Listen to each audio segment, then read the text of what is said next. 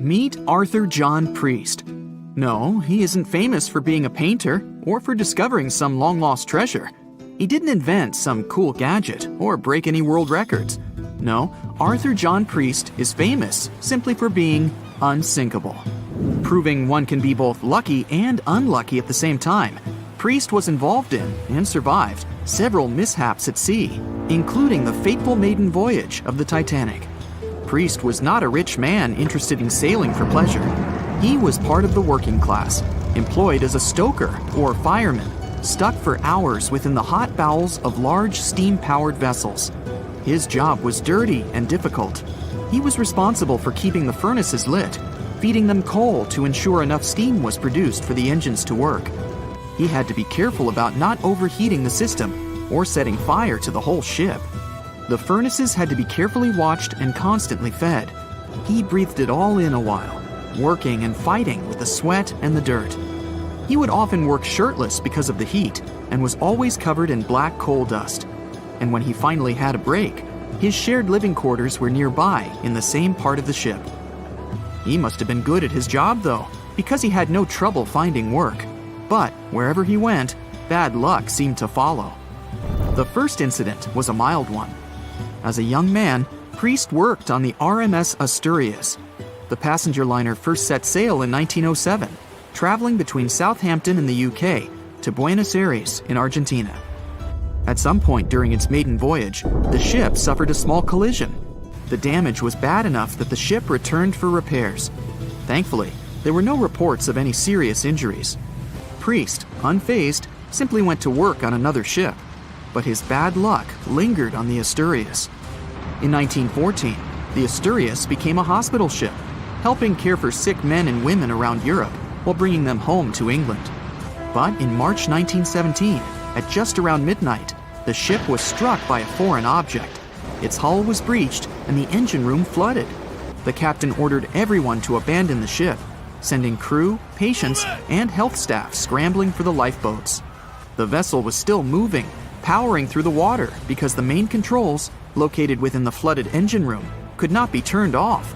The captain refused to leave the ship while people were still trying to escape. He was able to aim the Asturias towards Bolt Head, where it finally hit land and couldn't sink. The remaining lifeboats were lowered and the final survivors made it to safety. When they studied the damage on the ship later, the Asturias was declared a total write-off. It might be hard to pin this particular disaster on Priest. After all, he wasn't even on the ship at the time. But it seemed that many of the ships on which he served were destined for trouble. His bad luck followed him to his next job on the RMS Olympic, a massive ocean liner. The Olympic was big. In fact, it had been designed and built as part of the fleet that included the Titanic. But with size came sacrifice. The Olympic was great at moving in one direction, but very difficult to handle when it needed to turn. It was September 1911. The Olympic was trying to alter its course. The Hawk, a smaller ship sailing nearby, didn't give the larger vessel enough room to maneuver, and the two slammed into each other. Because the Hawk was engineered to deal with potential confrontations when out at sea, its reinforced bow tore through the Olympic. Two large gashes appeared on the ocean liner's side. The propeller shaft was badly twisted, and worse, the ship began to take on water. Somehow, the Olympic made it to shore without sinking, and nobody was seriously hurt. Priest had no idea that this was just a small taste of what his future held for him. He next found employment on a brand new ship, a better ship, an unsinkable marvel that was said to be the biggest vessel to have ever been built. Yes, he was going to work on the Titanic. And what a job! It took 29 boilers, requiring 850 tons of coal a day to produce enough steam to power the Titanic. Priest was just one of 150 stokers toiling away in the ship's underbelly, keeping those fires burning day and night. He made around $30 a month. But on April 14, 1912, he would find himself flung from a world of extreme heat to one of blistering cold. At approximately 11:35 p.m., the crew spotted an iceberg. The Titanic tried to avoid it, but the alarm had been sounded too late. 5 minutes later, the two collided. The iceberg tore through the hull, and the once watertight compartments inside were badly ruptured. As the cold Atlantic water flooded in, the ship began to sink. Distress signals were sent, but the closest ship, the Carpathia, was over 3 hours away. In the dark of night and stuck in the middle of nowhere, the crew and passengers panicked. Those who could scrambled for the lifeboats. Others jumped into the icy waters. In total, only 706 survived that terrible night. Priest, at the time of the collision, was down in the ship's lower quarters. He was on break, relaxing from a hard day of work. And as the ship went down, so did his chances of survival. He and his fellow workers were in the most dangerous position on the ship. They had to make their way through a maze of corridors and gangways, some of which were flooded, in a mad dash to the deck. And then they faced the frigid water, jumping in and desperately swimming to safety. The ocean was so cold that Priest even suffered frostbite before finding his way onto a lifeboat. He was one of only 44 stokers to survive that night. After an experience like that, most of us would never set foot on a boat again. But Priest had to work. His next job also ended in disaster. He was offered employment on the HMS Alcantara. It went down in 1916, and Priest was again one of the few to make it to safety. He was badly wounded in the process. But he kept pressing his luck, and his next job as a stoker may have felt eerily familiar. He would be working on a ship built by the same people behind both the Olympic and the Titanic. And this ship, named the Britannic, was the biggest of the three. It was also believed to be a superior vessel, fitted with new safety features after the Titanic sank. For example, it had 48 open lifeboats, 46 of which were the largest ever used on a ship before. 2 of these were even motorized and equipped with special communication devices. The good news? The Britannic survived its first trip without incident. It was already doing better than the Titanic ever did. However, on November 21st, 1916, the Britannic was shaken by a loud explosion while traveling through the key channel in the Aegean Sea. The hull was damaged, and some of the compartments began to fill with water. But, unlike the Titanic, the Britannic had been designed for just such an emergency. It had been fitted with 5 watertight bulkheads. Intact, these would help keep the ship safe and floating for a much longer period of time. But there was one issue. Portholes along the lower decks had foolishly been left open. As the ship tilted, the portholes let in water, which flooded the Britannic and hastened its descent into the sea. This effectively made those watertight bulkheads useless. The ship was going down fast, much faster, in fact, than the Titanic had sunk. 35 of the lifeboats were successfully launched, saving most on board. Of the 1,066 passengers and crew, 1,036 survived. Priest, his luck intact, was one of them. And yet, he still wasn't done with a life at sea. He accepted a position as a stoker on the Donegal. It was a smaller passenger ferry that had been converted for use as a hospital boat. In April 1917, it was struck by a foreign object while fleeing an unsafe situation, and though he suffered from a head injury, Priest was again one of the survivors. It took experiencing 2 collisions and 4 sinkings before Priest was finally ready to retire. In fact, he reportedly said he only gave it up because no one wanted to sail with him. Can you blame them? He would live out the rest of his life on dry land in Southampton, England, with his wife Annie and their 3 sons. But Arthur John Priest would always be remembered as the unsinkable stoker. They were on their way to the New World when a rendezvous with an iceberg crushed all of their dreams and hopes. There was panic and tears and heartbreaking goodbyes, like that of Jack and Rose. Or was there? Let's see how well you know the real story of Titanic. The love story of Jack Dawson and Rose DeWitt Bukater was inspired by true events. What do you say? Is it a myth or a fact?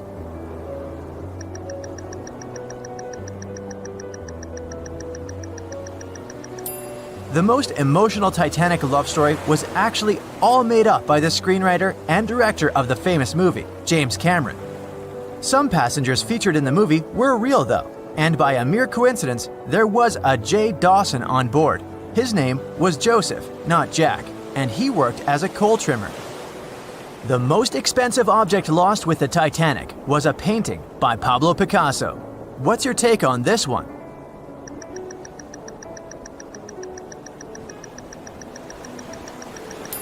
It's a myth.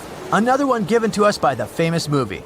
The most valuable item that went down with the Titanic was probably a Mary Joseph Blondell painting, created in 1814.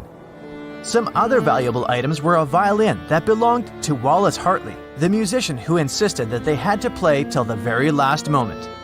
There was also a 1912 Renault Type CB Coupe de Ville that would now cost millions of dollars, a handwritten manuscript by Joseph Conrad, first edition essays by Francis Bacon, 5 Steinway grand pianos, and, of course, some fine china plates and cups and first-class passengers' jewelry. The Titanic was the largest and the most luxurious passenger ship of its time. Does it sound real to you?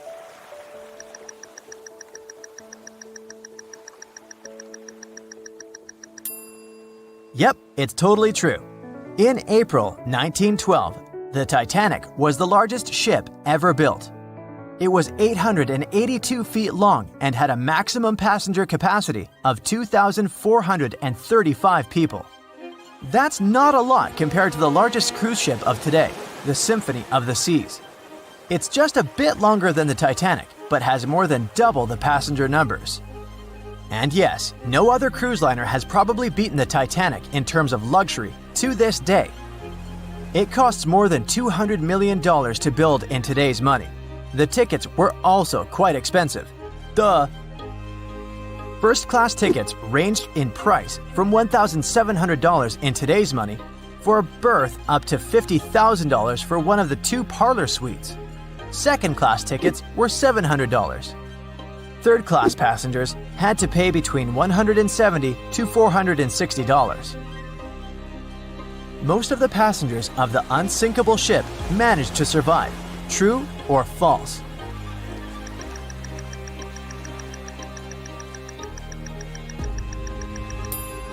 Sadly, it's false. Only 37% of all the passengers actually survived the meeting with the Titanic. Around 61% of the first-class passengers, 42% of the second-class passengers, and 24% of the third-class passengers made it out alive. The Titanic was passing through the Bermuda Triangle when things went wrong, and that's probably why it sunk. What do you say, myth or reality?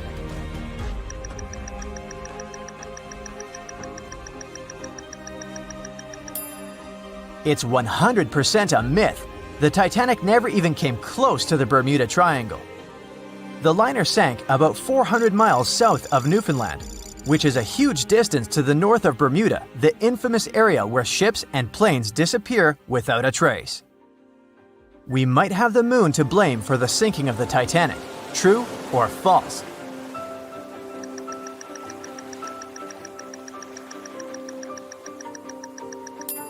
This one is true. The moon heavily affects the tides on Earth. The closer the moon is to the Earth, the stronger the tides are because of the increasing gravity of our satellite. Back in 1912, the moon was so close it made several glaciers in Greenland break apart. Massive chunks of ice that broke off from the glaciers started floating south. The supermoon event came just 6 minutes after a spring tide, the alignment of the moon, the sun, and the Earth that makes their combined gravity reach its peak twice a month. And the day before, our planet had come the closest to the sun that year, which made the gravity even stronger. This mixture of events created perfect conditions for one of the most powerful tides in history. Icebergs breaking off from Greenland's glaciers drift off to the coastal waters of Labrador and Newfoundland, where they often run aground. To move on, they need to either melt and become lighter or catch a high tide that would carry them further. The 1912's tide was as high as it gets. So they shifted many shipping routes south because of the huge amount of icebergs. But not the Titanic, of course, as they believed it was unsinkable. It took 4 hours and 40 minutes for the Titanic to sink. What do you say?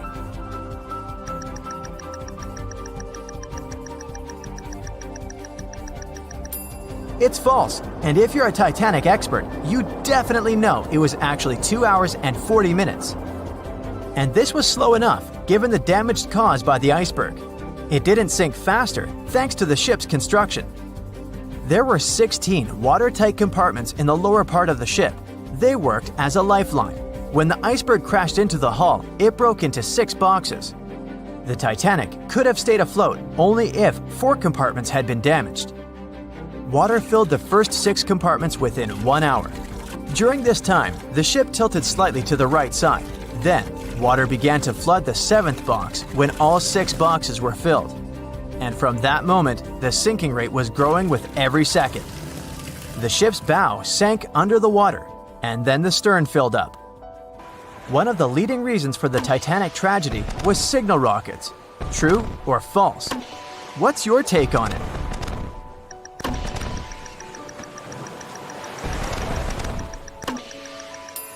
This one is true. When any ship sinks, the crew members must release red flares. It's a signal to all nearby ships that someone is in trouble. But for an unknown reason, someone put white lights in the Titanic's rocket box. When the ship crashed into an iceberg, the crew members released white flares. Another ship, SS Californian, was nearby at the time. Its captain knew the Titanic was going through a dangerous iceberg area. The crew of this ship didn't see the Titanic in the dark, but they noticed white rockets. Radio communication between the vessels didn't work. The SS Californian operator turned off the receiver. The Californian captain felt that something was wrong, so he sent a Morse lamp signal to the Titanic. But it was too late. The ship was already underwater, so no one could respond. Another ship, Samson, was sailing alongside the Titanic. It drifted with lights off since it was catching seals, and that's not legal. When the captain saw the Titanic's white rockets, he thought it was the Coast Guard. So Samson sailed away as fast as they could. They realized they had abandoned the drowning passengers once they made it to Iceland and learned the horrible news. In 1996, one expedition managed to raise the Titanic from the ocean floor. Do you believe it?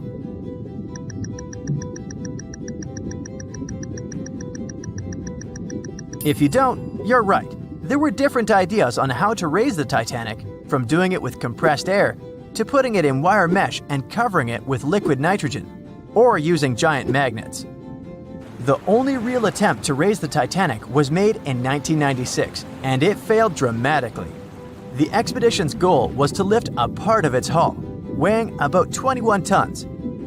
It would still have been the largest piece to see the sunlight again, if the operation had succeeded, that is. They lowered 4 large bags filled with diesel fuel to the bottom of the ocean and attached them to the hull plate. Then, the fuel bags were released and they started lifting the pieces on their own. The plate was about 200 feet below the surface when the weather got rough. The expedition members decided to tow the part to calmer waters around 80 miles away. Long before they reached the towing destination, half of the plate broke off and sank to the bottom again. 2 of the lifting bags seemed to have broken loose, and the hull went down. The Titanic will most likely crumble to dust halfway up if someone tries lifting it again. So, how many correct answers do you have? Let me know in the comments below. Staying in the water that's 70 degrees Fahrenheit for a long time definitely won't do your health any good. A water temperature of 50 degrees Fahrenheit is a nightmare. It feels much colder than the air of the same temperature. The passengers of the Titanic were in 28 degrees Fahrenheit water. Can you imagine how cold it was? Even the iceberg that the Titanic met was warmer. The water didn't freeze because of the high salt content. But what if the temperature had been higher? What if the Titanic had sunk in warm water, say 120 degrees Fahrenheit? Theoretically, this could have happened had the waters of the North Atlantic met a warm undercurrent from the southern part of the ocean on disaster day. But this heat wouldn't have been enough. The ocean area is too vast, and the temperature is too low at night. The warm undercurrent alone wouldn't have made a difference for people who were overboard. But if the Titanic had sunk in another place at one particular moment, perhaps then all people could have been saved, thanks to an incredible natural phenomenon. Now, on board everybody! our voyage to a parallel universe begins. It's a moonless night on April 14th through 15th. The Titanic crashes into an iceberg. Icy water floods the lower decks. The captain sends a distress signal. The nearest rescue ship, Carpathia, is 58 miles away from the sinking Titanic. At maximum speed, Carpathia will get there in 4 hours. That's quite long, even in warm tropical waters, since your body loses heat anyway. The Titanic begins to sink. The crew downs lifeboats. Some of the passengers jump overboard. The ship is going under the water. There are no boats left, so you jump along with other passengers. It feels as if you got inside a huge iceberg. The water is so cold that it's hard for you to move. You can't even scream because there's no air in your lungs. But at this moment, you feel a pleasant warmth coming from the depths. The heat rises above your knees and waist, then reaches your neck. Finally, you regain control of your muscles and can breathe deeply. You notice that all the other passengers feel the same warmth. The water becomes a little hot. It makes you happy. But in a moment, horror replaces your delight. The ocean begins to foam.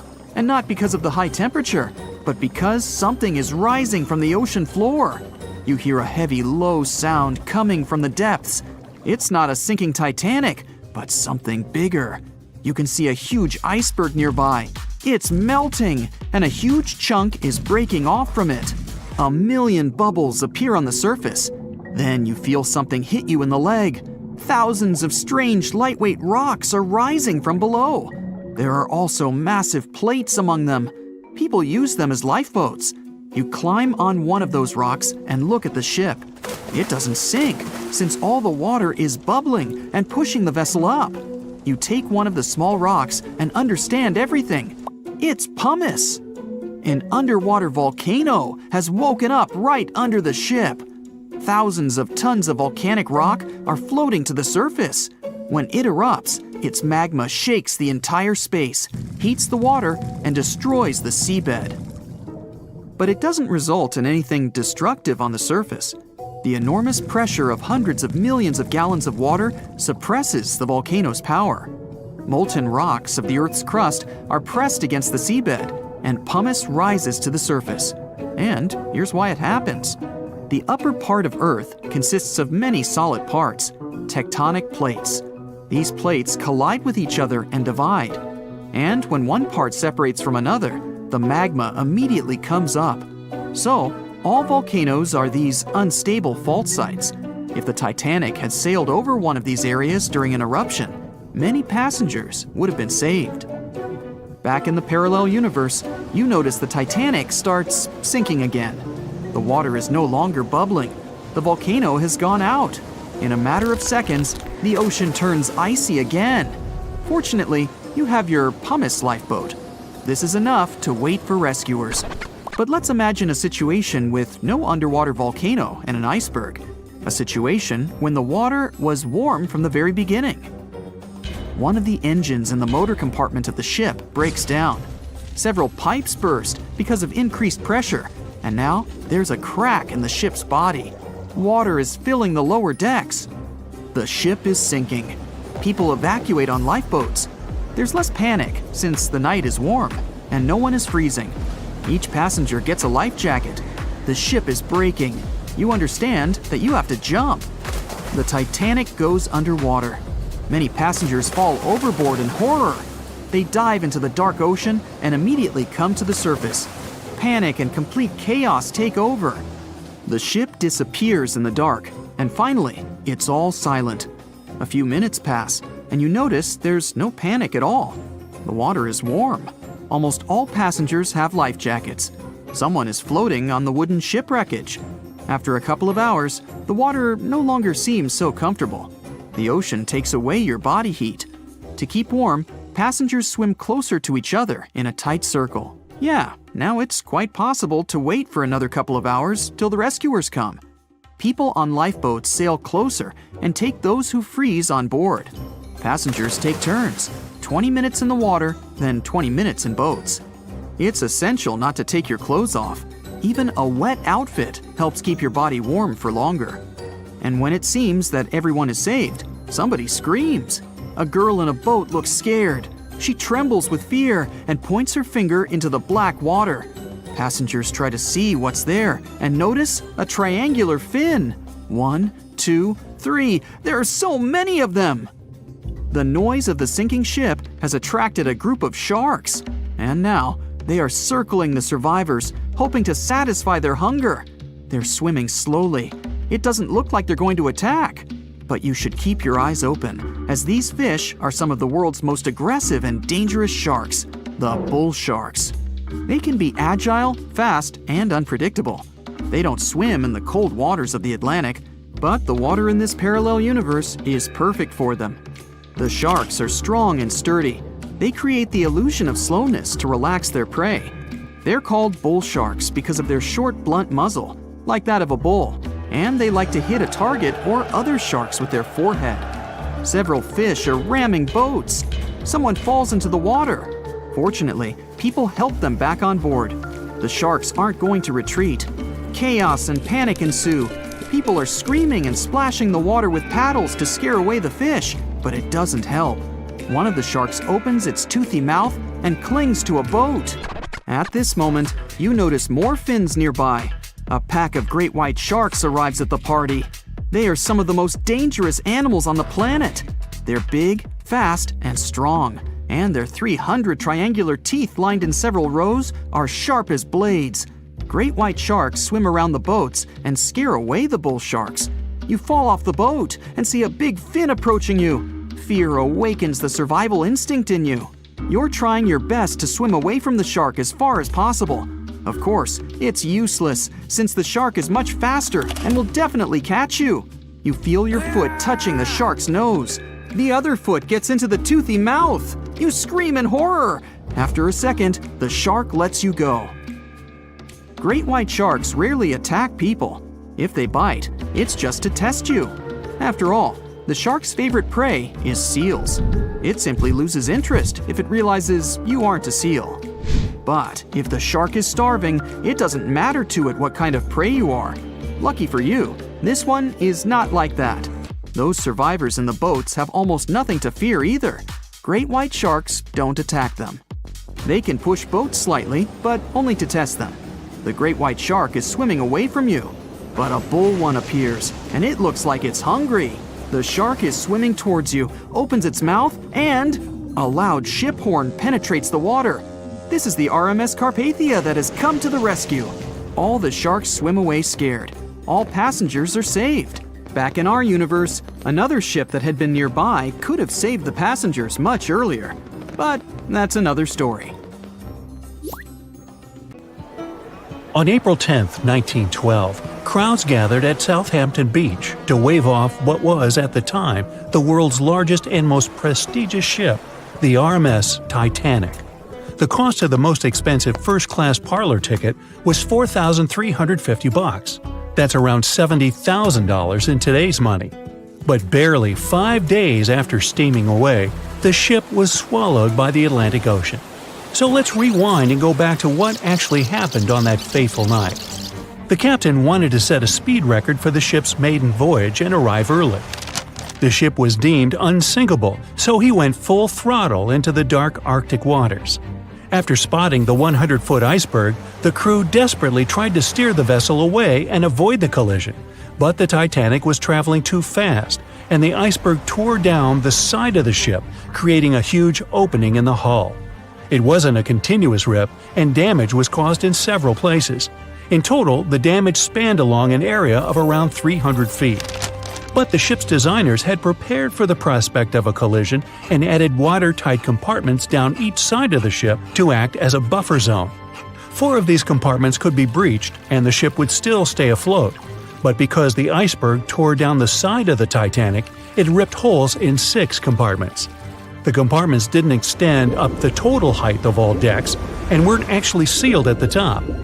This is why, when more than 4 were flooded, water reached over the top of the bulkheads and filled the remaining compartments, causing the ship to sink into the ocean. Think of it as water spilling over an ice cube tray. But what if the collision was head-on? Would it still have sunk? Ships are designed with potential crashes in mind, and most vessels have collision bulkheads in the bow. Most of all, it's like your car's bumper or crumple zone. It's a safety feature that can withstand a direct hit. The bow could have taken some of the impact, and some experts have suggested that if it hit head-on, only 2 to 4 of the watertight compartments would have been flooded. So, in theory, the Titanic might not have sunk, and it might have even been able to continue sailing to its final destination at a much slower speed. The force of impact would likely have been huge, though. But although passengers would have been injured by the force, they'd have been able to stay on the ship to wait to be rescued by other ships, rather than being forced into the icy waters of the Atlantic. Still, one of the Titanic's designers, Edward Wilding, suggested that the force of the impact might not have actually been that big. He told the British Inquiry that lots of people scarcely felt the collision, and he believed the ship would not have sunk if it did hit the iceberg head-on. The ship was also designed with remotely operated watertight doors between all compartments, so any floods could have been quickly sorted out. Because Titanic had 6 breaches from the side collision, and because it happened so quickly, sealing the doors wouldn't have made a difference, as it was essentially impossible to save it by that point. The ship immediately began to flood, with water pouring in at a rate of roughly 7 tons per second, 15 times faster than it could be pumped out. So, while it sounds like the Titanic would have survived had the ship hit the iceberg head-on, this idea does come with some issues. First off, the collision bulkheads were designed to survive a crash with another ship, not a giant iceberg. If 2 ships collided, both would absorb some of the impact in their bulkheads, sharing the impact and likely staying afloat. But an iceberg is stationary, meaning that Titanic would absorb most of the energy from the collision. If Titanic hit head first, because of the speed it was traveling, the impact would have likely traveled down the whole body of the ship. Just imagine a 46,000-ton ship traveling at around 20 knots. At some point, it hits an iceberg that weighs what could be over 100,000 tons. This collision would likely create a powerful force causing massive damage to the vessel. It is likely that seams would split, staircases would come tumbling down, and rivets would burst open across the ship. All that would have potentially flooded even more compartments. This could have caused Titanic to sink in a matter of minutes rather than hours. But that's just the tip of the iceberg. As we all know, the biggest part of it is hidden underwater. So if Titanic had been traveling head-on, it's likely it would have hit the part of the iceberg below the water first, which would send it veering off course. Hitting an iceberg is not like hitting a brick wall. In this case, the ice under the water would have torn open the bottom of the ship and caused damage to the sides. Icebergs also aren't flat, solid objects. If a flat collision happened, the ship might have stayed afloat, but icebergs come in many shapes and sizes, from domes to wedges. Studies have also been done on the steel used to produce Titanic, and the tests show the metal was about 10 times more brittle than the steel we use today. The ship was built before we understood the effects of low temperature on steel.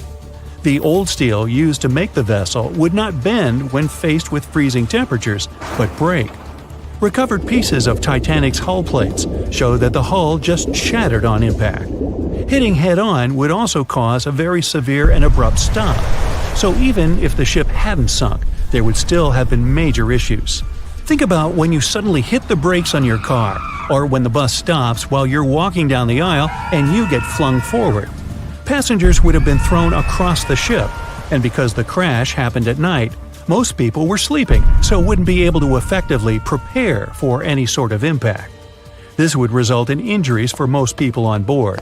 It would be especially bad for those at the front of the ship, where the accommodation for the off-duty firefighters, greasers, and engineers was. But while passengers and off-duty crew may have been thrown out of bed, there would be a lot more survivors than in the original scenario. Many ships have had head-on collisions and made it back to shore. Not many people know that Titanic actually had 2 sister ships. The White Star Line, the company that built Titanic, also built vessels called Britannic and Olympic.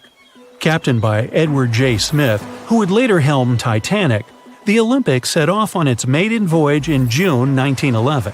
But much like for its sister ship, Disaster was just around the corner. On its fifth commercial voyage, Olympic collided with a Royal Navy ship, HMS Hawk.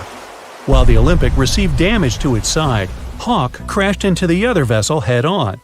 The bow of the Hawk was completely crushed by the collision, but because the ship had watertight compartments, it managed to survive the impact and later returned to shore for repair. Another study case is the SS Andrea Doria, which was an Italian ocean liner that made global headlines in 1956. Like the Titanic, the Andrea Doria was heading for New York City on its 101st voyage when disaster struck.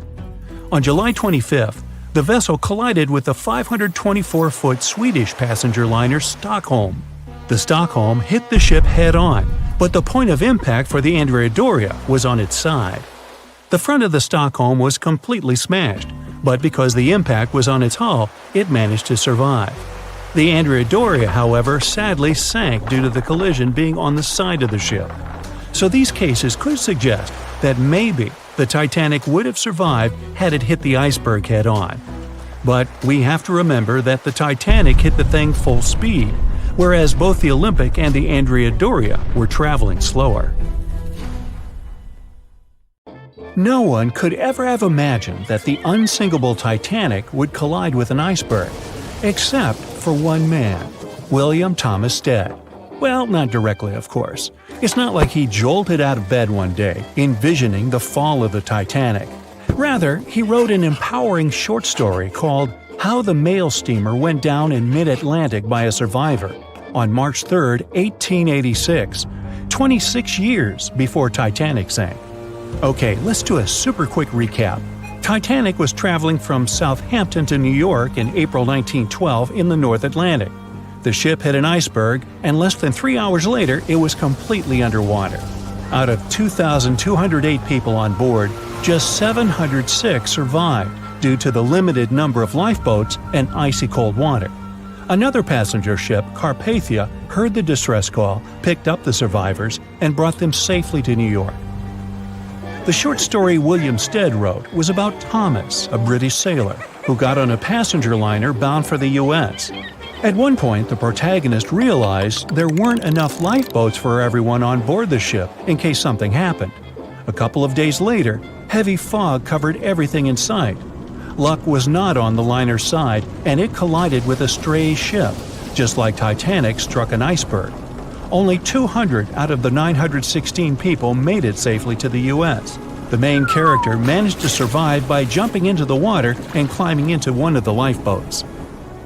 Now, you'd think that the story riled up everyone in the industry to add extra lifeboats on ships.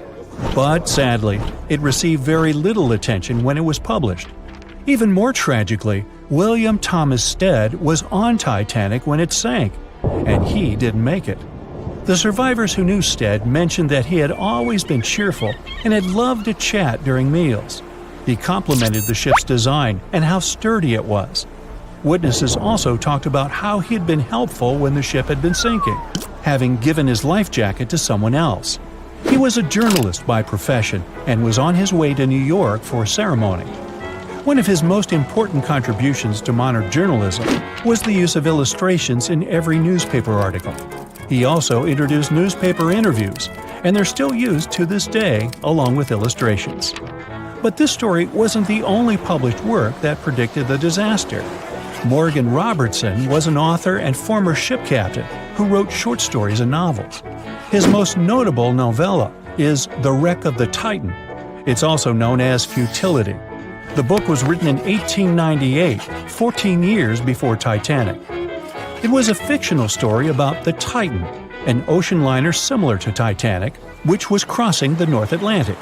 It's also a coincidence that Titan was just as fast as Titanic and shared many other similarities, like size and design. The book described it as unsinkable and the largest ship to hit the ocean at the time. That's what they said about Titanic, too. Another eerie similarity was the limited number of lifeboats it had. The story took place in April, and that's when Titanic set off on its journey and hit the iceberg. The Titan story also mentioned that barely anyone had survived that horrible accident. Unlike Stead's story, the protagonist of Robertson took a different path. The Titan sinking happened somewhere halfway through the book, so after the accident, the main character went on with his life. The book was brought back into the spotlight after the Titanic disaster. How could someone describe the events that took place almost a decade later so accurately? Many started to believe Robertson could see the future. But the reality was that Robertson knew his way around a ship. It was easy for him to write down the nitty-gritty of things without doing more research. Realistically, one of the biggest threats for ships at that time was hitting an iceberg or colliding with other ships. The next story sounds somewhat mysterious. Once, Alex Mackenzie heard a voice that warned him not to board Titanic. But when he turned around, there was nobody there. As he continued walking, the voice spoke to him again. But this time, it was louder and more distinct. He took the warning seriously and decided to cancel the trip and go back to Glasgow, Scotland, his hometown.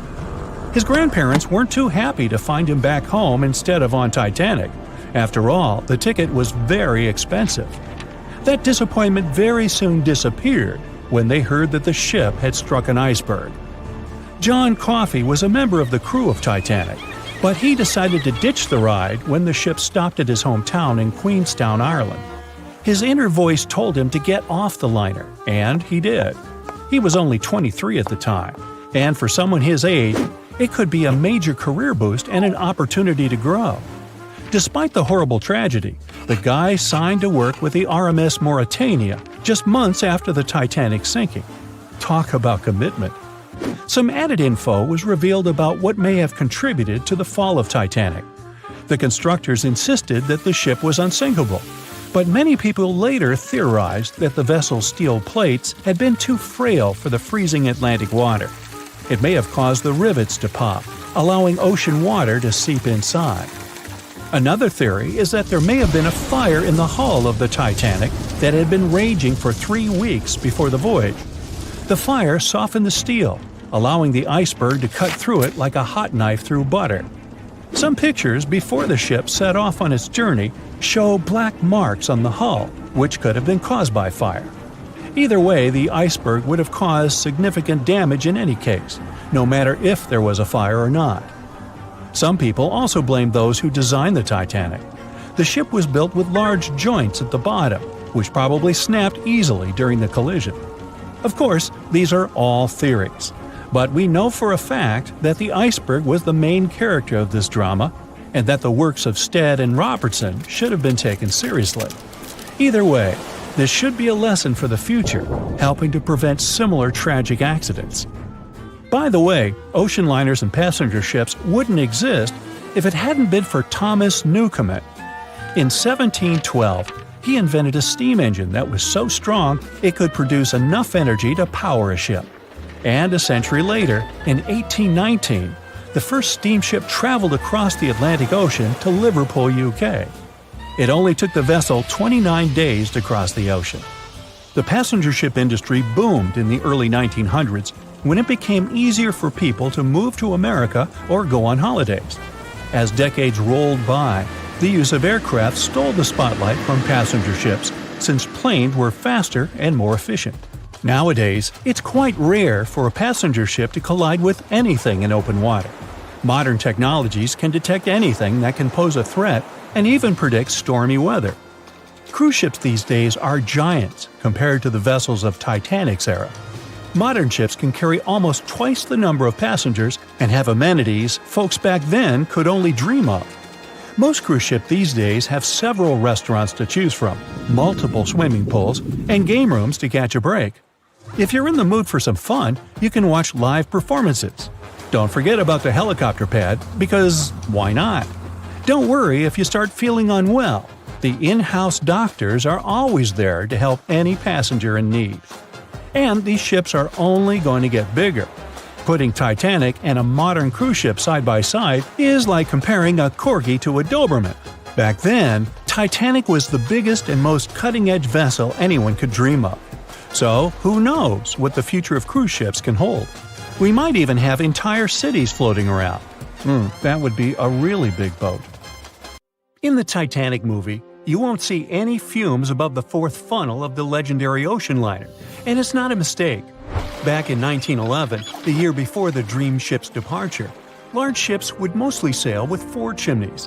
They needed those to draw heat and fumes from their massive boilers. The Titanic was a real engineering gem that only needed 3 chimneys to function. So the 4th was added for balance and more impressive looks. The White Star Line thought the public would have been disappointed to see only 3 pipes on the greatest ship of all time. The Titanic's sister ships, the Olympic and the Britannic, also had 1 fake funnel each for the same reason. The dummy chimney wasn't completely useless and served for ventilation. It took out the fumes from the machine spaces in the lower decks and from one of the first-class general rooms.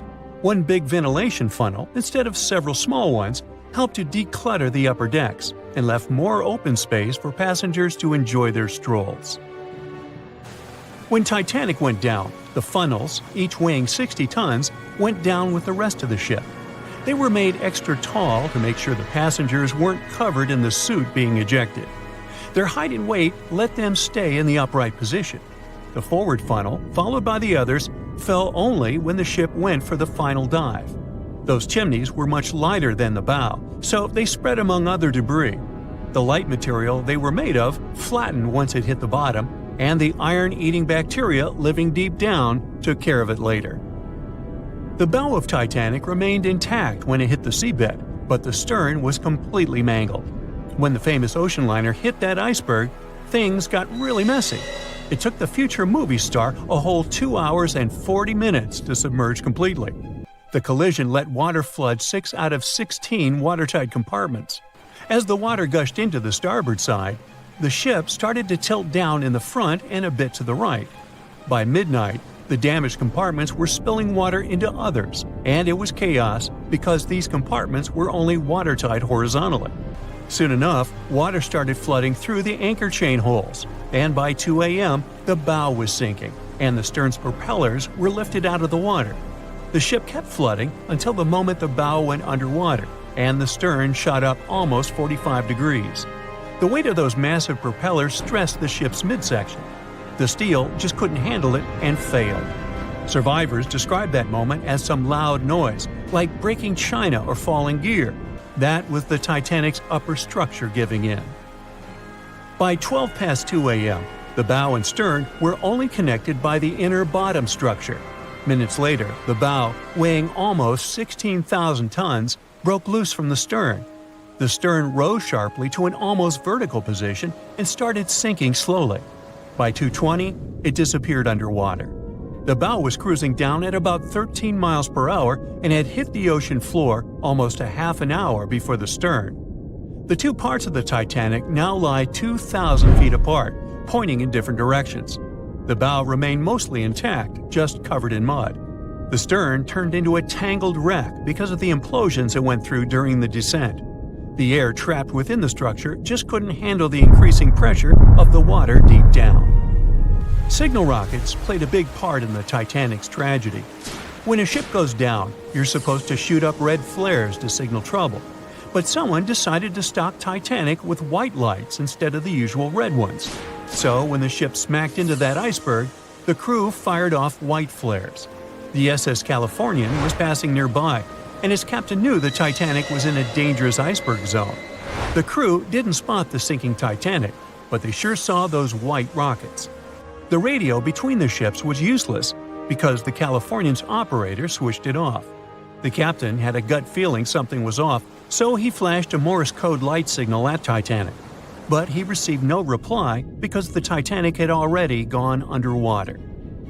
There was another ship, Samson, sailing alongside the Titanic. It had plenty of illegally hunted frozen seal meat from Canadian waters abroad, so it was sailing with lights off to remain unnoticed. When they saw the Titanic's white rockets, they thought it was the Coast Guard and zoomed away. Samson didn't have a radio, so they couldn't find out about the ongoing disaster. The crew got the news about Titanic only when they got to the coast of Iceland the following month. There have been many theories to explain the Titanic tragedy, and one of the recent ones says that there was a fire involved. An Irish journalist went full detective for decades, digging into the mystery, and stumbled upon a game-changer. He came across a photo album that had been hiding from the public for a century after the tragedy. In the pictures, taken at the Harland and Wolff shipyard in Belfast, Northern Ireland, just over a week before the liner sailed, you can clearly see a massive 30-foot black spot on the ship's hull. Maloney researched the photos and eyewitness testimony from the time and claimed that a fire spontaneously broke out inside of one of Titanic's enormous coal bunkers. It was raging for a whole 3 weeks and messed with the metal, critically weakening a crucial segment of the ship's hull. Back then, most ships had just one hull, so it was the only skin the Titanic had. That's why the iceberg managed to punch a hole through the ship so easily. If it hadn't been for the fire, the Titanic might have shrugged off that iceberg collision. The company operating the liner knew about the fire, but they decided to conceal that fact. They didn't want any negative stories in the press as they faced some serious competition in transatlantic voyages. The Titanic was sold out, so they stocked up on coal and made it sail.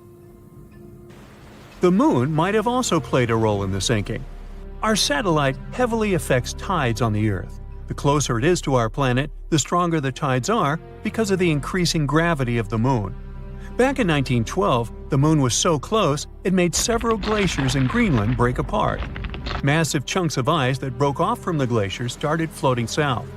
The supermoon event came just 6 minutes after a spring tide.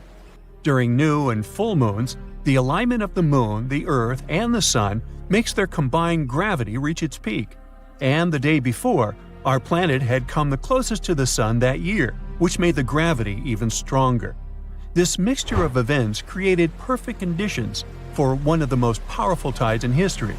It created the perfect conditions for the icebergs breaking off from Greenland's glaciers to move freely.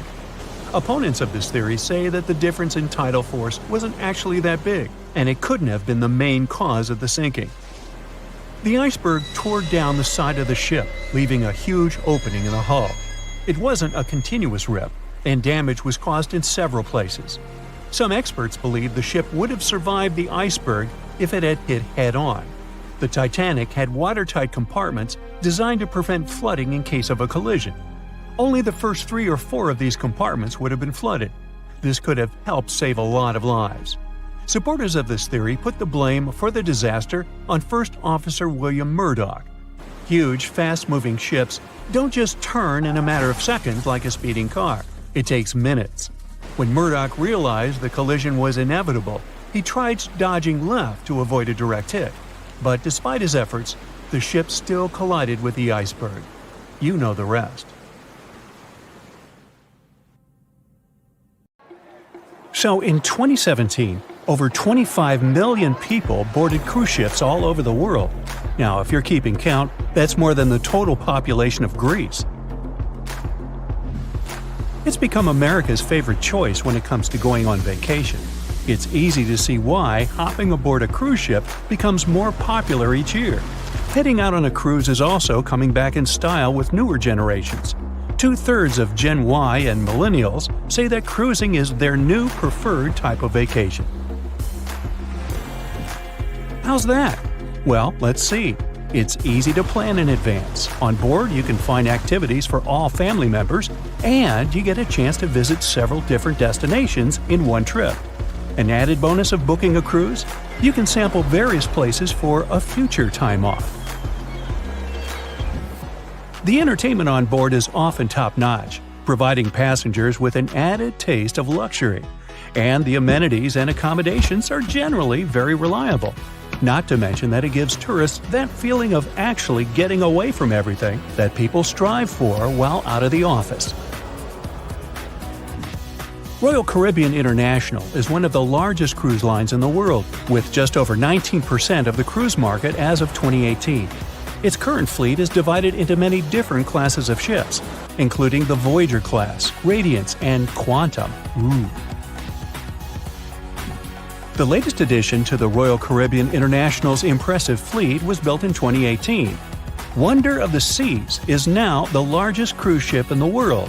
Since this spectacular liner has just had her maiden voyage in March 2022, let's look at some of the incredible perks it has to offer its passengers. For starters, the boat is so big that it had to be split into neighborhoods. Well, it figures since Wonder of the Seas can accommodate almost 7,000 passengers. Fond of New York? Well, no worries. Wonder of the Seas has a central park of its own, with an estimated 10,000 plants to check out. The ship's central park is a feature of all Oasis-class ships, being one of the so-called neighborhoods. Let's look at some other areas, shall we? Like this boardwalk, a place that includes an arcade, a candy store, and a sports bar. It's best suited for long walks. There's a pool and sports zone on Wonder of the Sea. These areas feature the ship's numerous pools and hot tubs. There are many activities to check out on the sports court. Then there's the Royal Promenade, or Promenade if you prefer. That's the main road on Wonder of the Seas, with bars, lounges, and places to grab a cup of coffee, or a luxurious latte. The entertainment neighborhood is the focal point for leisure activities on the ship. Here, guests can find a comedy club, an ice skating rink, and even a theater. The spa and fitness area is a tranquil zone with a huge array of treatments available. The fitness center is free of charge, by the way, so there's no excuse for guests to skip a leg day. An extra 8th zone was added to Wonder of the Seas. It's called the Suite Neighborhood. This is an exclusive area designed for guests staying in the suites. Oh, now I get it. It's located at the top of the ship. Guests here have designated staff members called Royal Genies. Yeah, if you rub a lamp in your suite, they appear. Nah, not really. The genies are similar to butlers. They can cater to just a few cabins. Of course, the cruise line wants to divert other guests from asking these crew members various questions and taking their time. That's why the genies don't wear name tags in public areas. As for its itinerary, Wonder of the Seas was initially supposed to be homeported in China, but Royal Caribbean decided to move the liner to the United States. In March 2022, the ship started its journey with 7-night Eastern and Western Caribbean itineraries. In May 2022, Wonder of the Seas is scheduled for a trip to Europe, with Western Mediterranean cruises from Barcelona and Rome planned for its guests. Passengers will also be able to visit Palma de Mallorca, Spain, and Capri, Italy. When the summer season is over, Wonder of the Seas is scheduled to return to Florida to offer year-round sailing starting November 2022. And by the way, there is no truth to the rumor that a special cruise only for highly allergic and hay fever sufferers will be called the Wonder of the Sneeze. Nope, not at all. Now, it's hard to imagine a ship so massive that can accommodate so many amenities on board. For example, the Titanic was the largest ship of its time, measuring 882 feet in length. And Wonder of the Seas is not only 1,188 feet long, it's also 36% taller and 34% wider. Speaking of lifeboats, which I am about to, Titanic had a mere 20 lifeboats on board, which was tragically not enough to fit all the passengers after the ship hit the iceberg. But Wonder of the Seas has an even smaller number of lifeboats, 18 to be precise. Sounds weird and dangerous? Well, not really, given that each of these lifeboats can accommodate up to 370 people. It means that all the passengers and crew members, an estimated 8,000 people if fully booked, are going to be safe in case of an emergency. If we could somehow have a race between the two ships, well, Titanic was in fact the faster ship out of the two, beating Wonder of the Seas by 1 knot per hour. Cruise ship passengers today are more interested in the experience rather than the speed of the boat itself. That's why how fast a ship can travel is not an extremely important aspect nowadays. In terms of costs, Titanic cost around $7.5 million at the time of its construction. It's the equivalent of about $200 million today. How about Wonder of the Seas? Well, it cost a staggering $1.35 billion to build, making it 6 times more expensive than the Titanic. How about we compare ticket prices? Well, in this case, the least expensive ticket on Titanic was £7. It's about $1,000 today. The cheapest ticket on Wonder of the Seas is currently $423, but prices may vary depending on the location, season, itinerary, and how much you tip your royal genie. And I know you were going to ask, how about icebergs? Well, Titanic steamed in the frigid North Atlantic, where you had to be on the lookout for those. Wonder of the Seas will be cruising the balmy Caribbean, where the worst thing you can hit on is 17 and blackjack. Oops, busted. Anyway, set side by side with its other sisters from the Royal Caribbean Fleet, Wonder of the Seas is equally as impressive. The company's earliest ships could host about 2,500 people. This included passengers and the staff. Such ships were Splendor of the Seas, Legends of the Seas, and the smallest of them all, Thumbelina of the Seas. No, wait, that should be Empress of the Seas. Oops, my bad. The largest ships in the company's fleet can now house about 9,000 people altogether. That's almost 3 times the size and capacity of the earlier liners. Wonder of the Seas is one of them, as well as Harmony of the Seas and Symphony of the Seas. Are you seeing a pattern here? Yep, if you ever encounter a ship with "of the Seas" in its name, it's safe to assume it belongs to Royal Caribbean. But if it's a can of tuna, it might actually be Chicken of the Sea. Hey, I like tuna. Now, choosing between cruise ships based on their size is like wondering if you should visit your local museum or the Louvre in Paris. It all depends on your preferences. Some families prefer small settings. Others are fan of large spaces that can provide everything they need.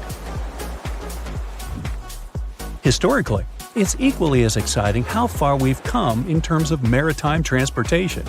The SS Royal William, for example, was the first boat to ever make a transatlantic voyage almost entirely steam-powered in 1833.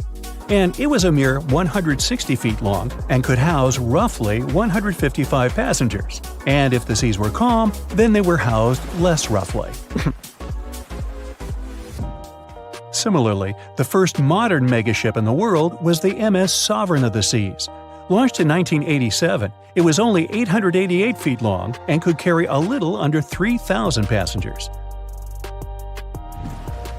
Size and capacity are not the single improvements added to newer cruise ships out there. Recent technological developments in artificial intelligence and facial recognition have allowed cruise operators to ensure faster, smoother boarding for passengers. If, in the past, it took from 60 to 90 minutes for all passengers to board a ship, nowadays, cruise ship operators manage to get people comfortably settled in less than 15 minutes.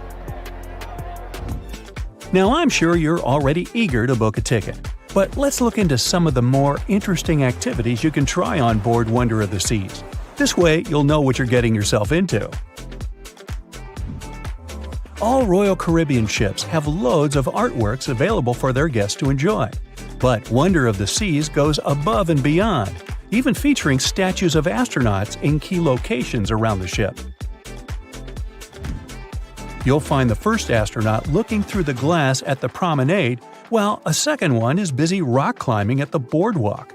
The third and last astronaut is more of a movie fan. This statue can be found near the movie screen sitting area. Going astronaut sightseeing is proving to be quite the experience among guests. In the areas with no access to sunlight, Wonder of the Seas features virtual balconies. In case of bad weather, guests can still have a feeling of the outdoors, but without having to hide from wind or rain. Teenagers have a place of their own reserved on the ship. There's a special club with a private hot tub, selfie area, games, and comfortable seating.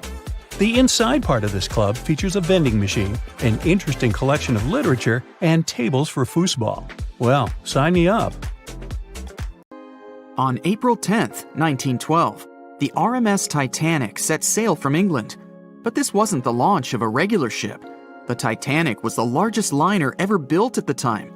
It was 882 feet long. That's nearly the size of 3 soccer fields. And measured from the hull to the top of the smokestacks, the ship was an impressive 175 feet tall. That's the size of a 17-story building. Deemed unsinkable, it took 3,000 workers almost 3 years to build. But a mere 4 days into its very first voyage, at 11:40 p.m., the ship collided with an iceberg and was lost beneath the waves of the Atlantic Ocean. It took the liner only 2 hours and 40 minutes to sink. And of more than 2,200 passengers and crew members on board, only 706 survived. The wreck would remain lost for another 73 years, hiding its many secrets within the frigid Atlantic waters. And if it wasn't for a man whose whole life had been devoted to exploring the sea, the giant ship might have remained lost for a lot longer. That man was Robert Ballard. As a child, Ballard was obsessed with the ocean. This fascination started when he was just 12 years old. That's when he watched a film adaptation of Jules Verne's science fiction novel, 20,000 Leagues Under the Sea. It had everything to spark a young person's imagination, from adventure and strange creatures to a powerful underwater vehicle called the Nautilus. It could travel anywhere in the world you wanted to go. From that moment, life on dry land was no longer in Ballard's future. When he was 23, he was assigned to the Deep Submergence Group. There, he helped develop techniques to search the ocean floor. His biggest accomplishment was the creation of Alvin. It was a small, easy-to-maneuver submarine that could carry 3 people. It also featured an external mechanical arm designed to gather underwater samples while the crew remained safe and dry inside. Alvin the submarine quickly proved useful for a variety of tasks. For example, once it was used to track down an aircraft that had crashed into the sea. But the vessel experienced a series of setbacks. In one case, it was attacked by a swordfish, which caused the submarine to resurface quickly. The swordfish, still stuck in the outer skin of the submarine, became that night's dinner. And in October 1968, the submarine was being lowered into the water when the cables holding it snapped, sending it careening into the ocean along with 3 crew members on board. And because the small vessel was still open, it immediately filled with water and quickly began to sink. Luckily, the crew managed to escape, but Alvin was gone. Bad weather hampered multiple attempts to recover the vessel. It wasn't until the following year that it was finally returned to the surface. In time, Alvin would be improved. Its hull would be strengthened by titanium, giving it a higher depth rating, thus making it even better suited for ocean exploration. The specialized submarine would come in handy in many of Ballard's 100-plus expeditions. The man was one of the first to explore an underwater mountain chain called the Mid-Atlantic Ridge in the Atlantic Ocean. And when he found thermal vents in the Galapagos Rift in the late 70s, he also helped discover and document the process of chemosynthesis. That's a complicated chemical synthesis of food energy by bacteria. But his biggest discovery was still to come. Ballard claimed he'd never been a Titanic fanatic, but he eventually became obsessed with finding the ship after watching other explorers try and fail. As he said, Titanic was clearly the big Mount Everest at the time. Many others had tried, many that I thought would have succeeded, or should have succeeded but didn't. Ballard began thinking about finding the ship as early as 1973, and 4 years later, he actually made an attempt. He used the deep-sea salvage vessel Sea Probe, which was a drill ship equipped with cameras and sonar. But he was forced to give up when the drilling pipe broke. It just wasn't his time. In the early 80s, a Texas oil man named Jack Grimm tried to find the wreck on 3 different occasions. Once, Grimm was actually right over the Titanic, but his equipment failed to detect it. That's what we call extreme bad luck. Ballard was just biding his time. He needed a plan and some help. The first issue was getting down to the bottom of the Atlantic. The furthest down he had ever traveled before was 20,000 feet, and this trip took him 3 hours, and that didn't include the way back up. Ballard knew he could use Alvin, already enhanced with a titanium hull to withstand the pressure of the ocean. But he also needed something that didn't require him to actually go down with it. An unpiloted, remote-controlled submarine would be ideal. But first, he would have to create one. He reached out to the authorities, hoping they would provide funding for his project. And though officials had no interest in the Titanic, they were willing to help. But there was a catch. Ballard had to first focus on tracking down two submarines, the Thresher and the Scorpion, which had sunk to the bottom of the Atlantic Ocean in the 1960s. The authorities were hoping to study them to find out why they had sunk in the first place. They also wanted to know if they could be recovered or if it was safe to leave them on the ocean floor. Only when he had successfully completed this task would he be free to use any remaining time on his contract to find the Titanic. With no other options for funding, Ballard took the offer. He got to work. First, he created two new devices. Argo was an unpiloted, deep-towed undersea video camera sled. It was designed to take photos and record videos from a series of cameras mounted on it. It could work at depths of up to 20,000 feet, and it could also explore nearly 98% of the ocean floor. Argo was supposed to be tethered to a boat. As the boat moved, Argo would be pulled behind, floating just above the ocean floor. The camera would then transmit images to the surface.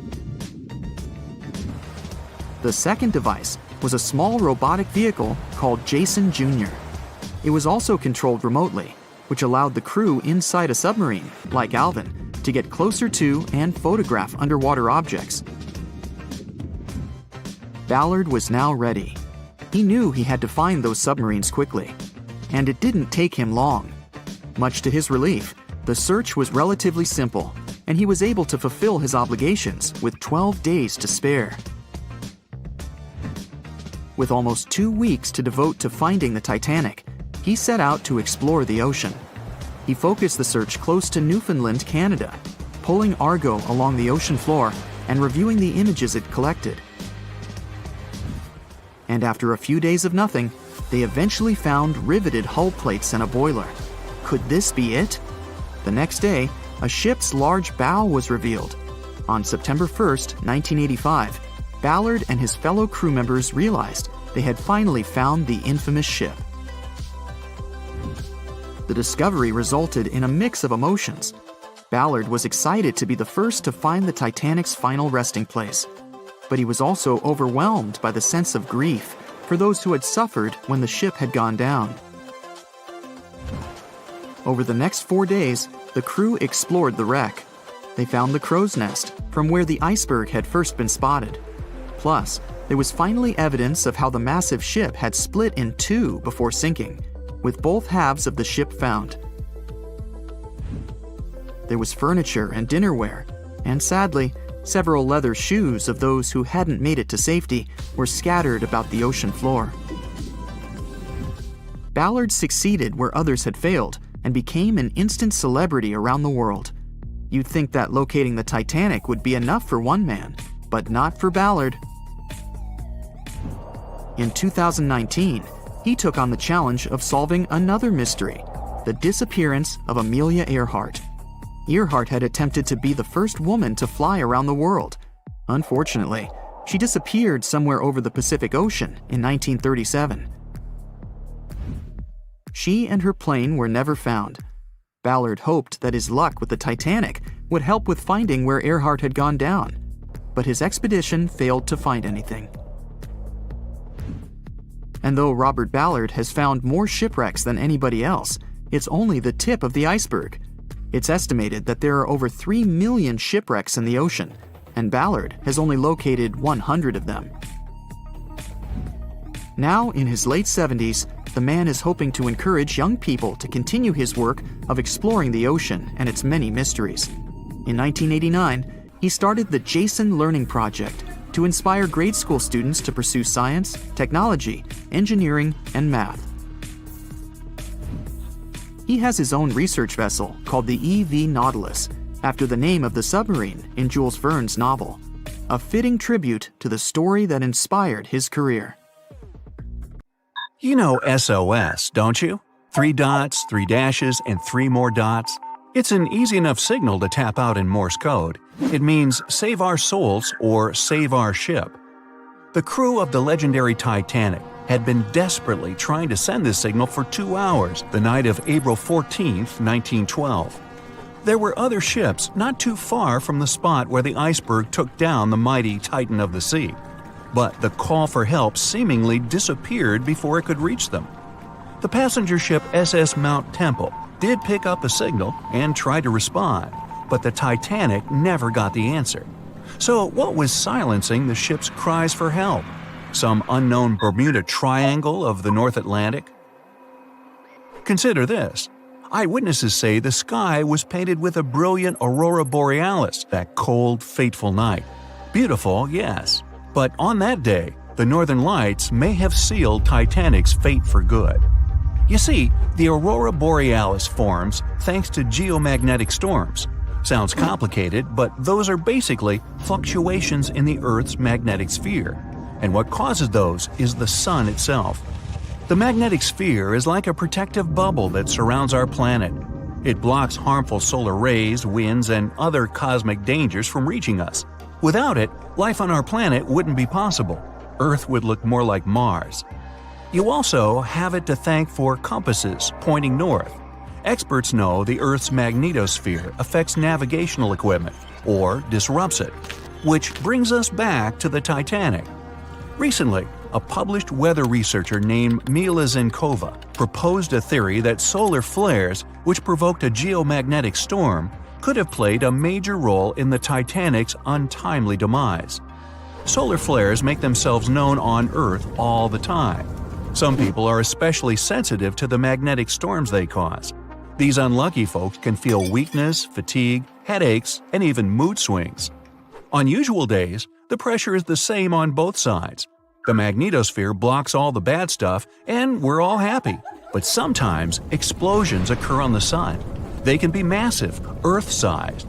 These flares shoot out a wave of charged particles that collides with the magnetosphere at high speeds.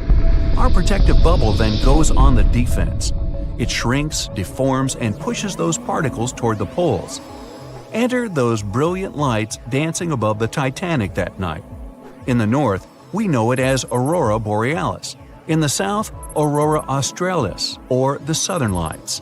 When the magnetosphere pushes those solar and cosmic particles toward the poles, they collide with molecules of different gases. That's why you get the range of colors. For example, oxygen can be green or red depending on the distance, and nitrogen is blue or purple. What multiple people saw that night was exactly this phenomenon, including the second officer from the rescue ship Carpathia. He wrote it down in the logbook before getting the distress call from the Titanic. But I'm getting ahead of myself. Auroras are a visible sign of a geomagnetic storm.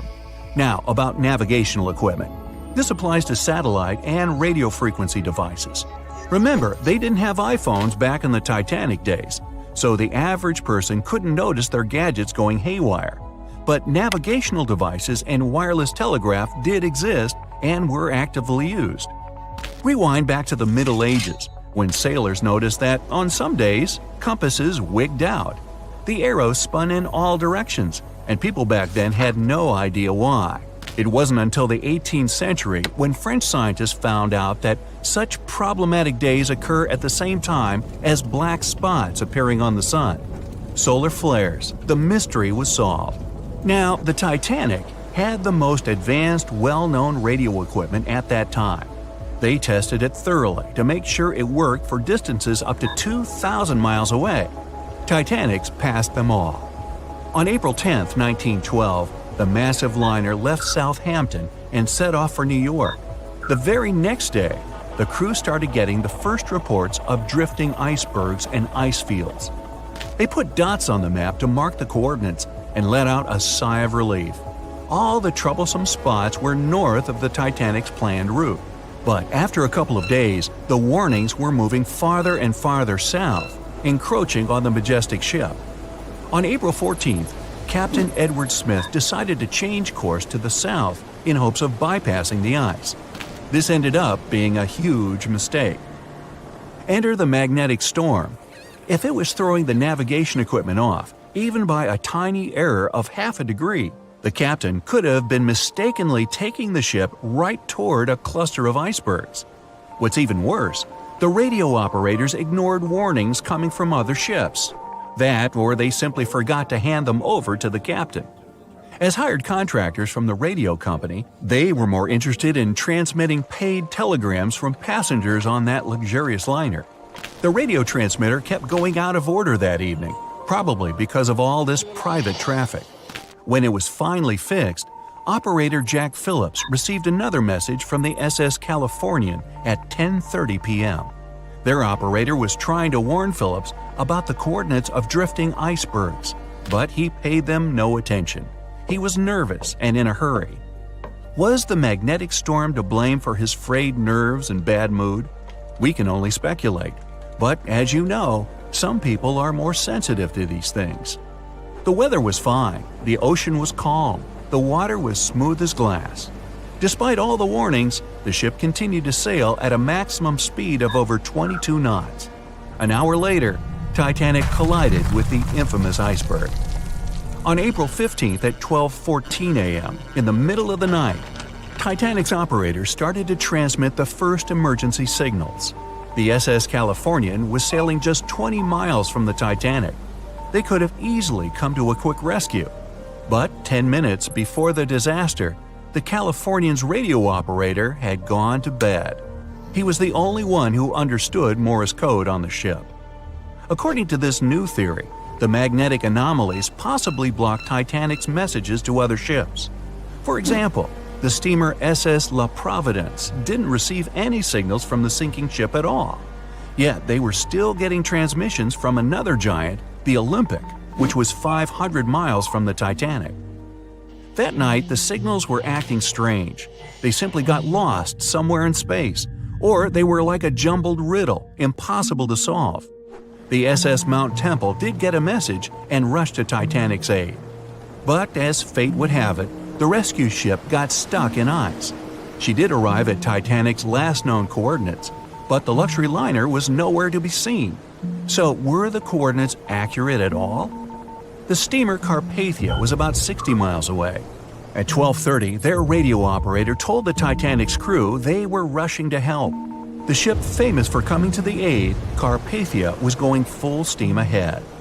But here's the odd part. At first, they headed to the wrong spot. The magnetic storm could have thrown its equipment off. Good news is the steamer did end up reaching the right place when they saw the lifeboats full of passengers. Interestingly, once she reached land, the Carpathia didn't have any problems with her equipment. The blackout happened just around the wreckage site.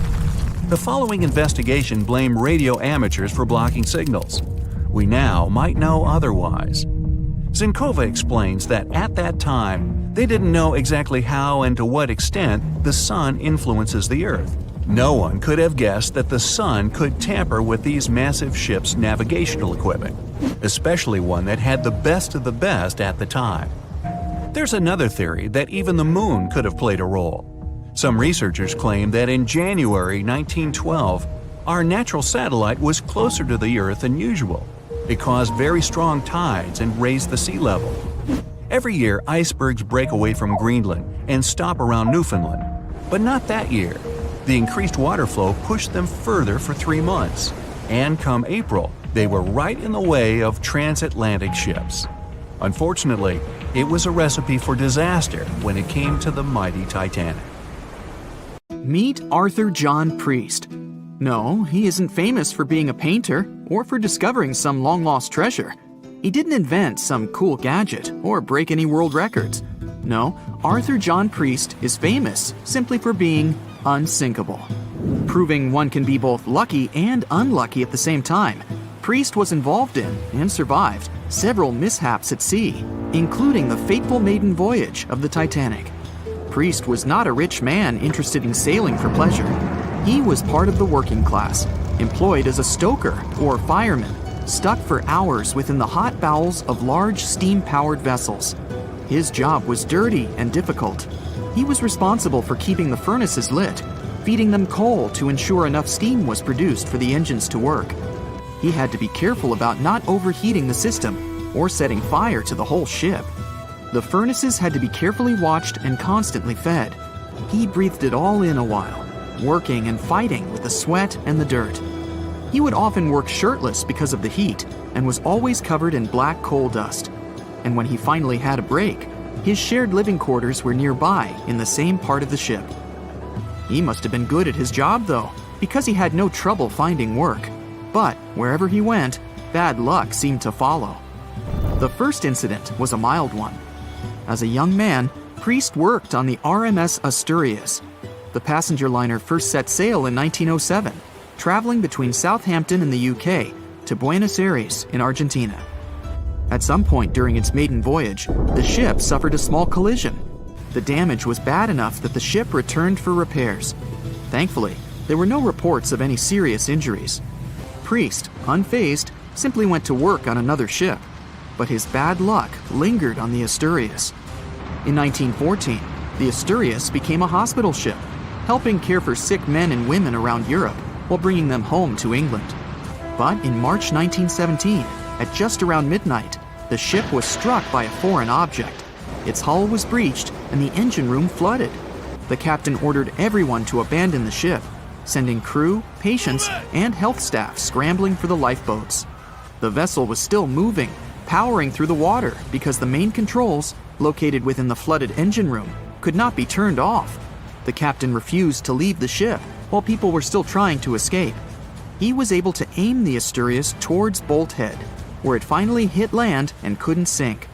The remaining lifeboats were lowered and the final survivors made it to safety. When they studied the damage on the ship later, the Asturias was declared a total write-off. It might be hard to pin this particular disaster on Priest. After all, he wasn't even on the ship at the time. But it seemed that many of the ships on which he served were destined for trouble. His bad luck followed him to his next job on the RMS Olympic, a massive ocean liner. The Olympic was big. In fact, it had been designed and built as part of the fleet that included the Titanic. But with size came sacrifice. The Olympic was great at moving in one direction, but very difficult to handle when it needed to turn. It was September 1911. The Olympic was trying to alter its course. The Hawk, a smaller ship sailing nearby, didn't give the larger vessel enough room to maneuver, and the two slammed into each other. Because the Hawk was engineered to deal with potential confrontations when out at sea, its reinforced bow tore through the Olympic. Two large gashes appeared on the ocean liner's side. The propeller shaft was badly twisted, and worse, the ship began to take on water. Somehow, the Olympic made it to shore without sinking, and nobody was seriously hurt. Priest had no idea that this was just a small taste of what his future held for him. He next found employment on a brand new ship, a better ship, an unsinkable marvel that was said to be the biggest vessel to have ever been built. Yes, he was going to work on the Titanic. And what a job! It took 29 boilers, requiring 850 tons of coal a day to produce enough steam to power the Titanic. Priest was just one of 150 stokers toiling away in the ship's underbelly, keeping those fires burning day and night. He made around $30 a month. But on April 14th, 1912, he would find himself flung from a world of extreme heat to one of blistering cold. At approximately 11:35 p.m., the crew spotted an iceberg. The Titanic tried to avoid it, but the alarm had been sounded too late. 5 minutes later, the two collided. The iceberg tore through the hull, and the once watertight compartments inside were badly ruptured. As the cold Atlantic water flooded in, the ship began to sink. Distress signals were sent, but the closest ship, the Carpathia, was over 3 hours away. In the dark of night and stuck in the middle of nowhere, the crew and passengers panicked. Those who could scrambled for the lifeboats. Others jumped into the icy waters. In total, only 706 survived that terrible night. Priest, at the time of the collision, was down in the ship's lower quarters. He was on break, relaxing from a hard day of work. And as the ship went down, so did his chances of survival.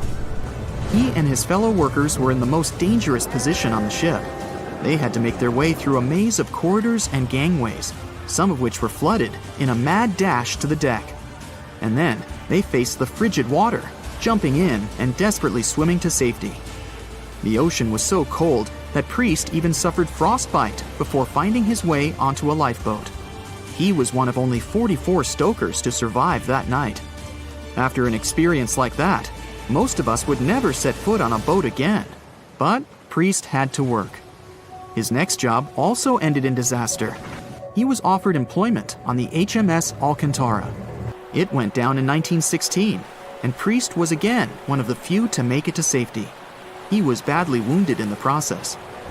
But he kept pressing his luck, and his next job as a stoker may have felt eerily familiar. He would be working on a ship built by the same people behind both the Olympic and the Titanic. And this ship, named the Britannic, was the biggest of the three. It was also believed to be a superior vessel, fitted with new safety features after the Titanic sank. For example, it had 48 open lifeboats, 46 of which were the largest ever used on a ship before. 2 of these were even motorized and equipped with special communication devices. The good news? The Britannic survived its first trip without incident. It was already doing better than the Titanic ever did. However, on November 21st, 1916, the Britannic was shaken by a loud explosion while traveling through the key channel in the Aegean Sea. The hull was damaged, and some of the compartments began to fill with water. But, unlike the Titanic, the Britannic had been designed for just such an emergency. It had been fitted with 5 watertight bulkheads. Intact, these would help keep the ship safe and floating for a much longer period of time.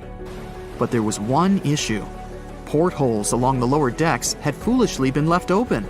As the ship tilted, the portholes let in water, which flooded the Britannic and hastened its descent into the sea. This effectively made those watertight bulkheads useless. The ship was going down fast, much faster, in fact, than the Titanic had sunk. 35 of the lifeboats were successfully launched, saving most on board. Of the 1,066 passengers and crew, 1,036 survived. Priest, his luck intact, was one of them. And yet, he still wasn't done with a life at sea. He accepted a position as a stoker on the Donegal. It was a smaller passenger ferry that had been converted for use as a hospital boat. In April 1917, it was struck by a foreign object while fleeing an unsafe situation, and though he suffered from a head injury, Priest was again one of the survivors. It took experiencing 2 collisions and 4 sinkings before Priest was finally ready to retire. In fact, he reportedly said he only gave it up because no one wanted to sail with him. Can you blame them? He would live out the rest of his life on dry land in Southampton, England, with his wife Annie and their 3 sons.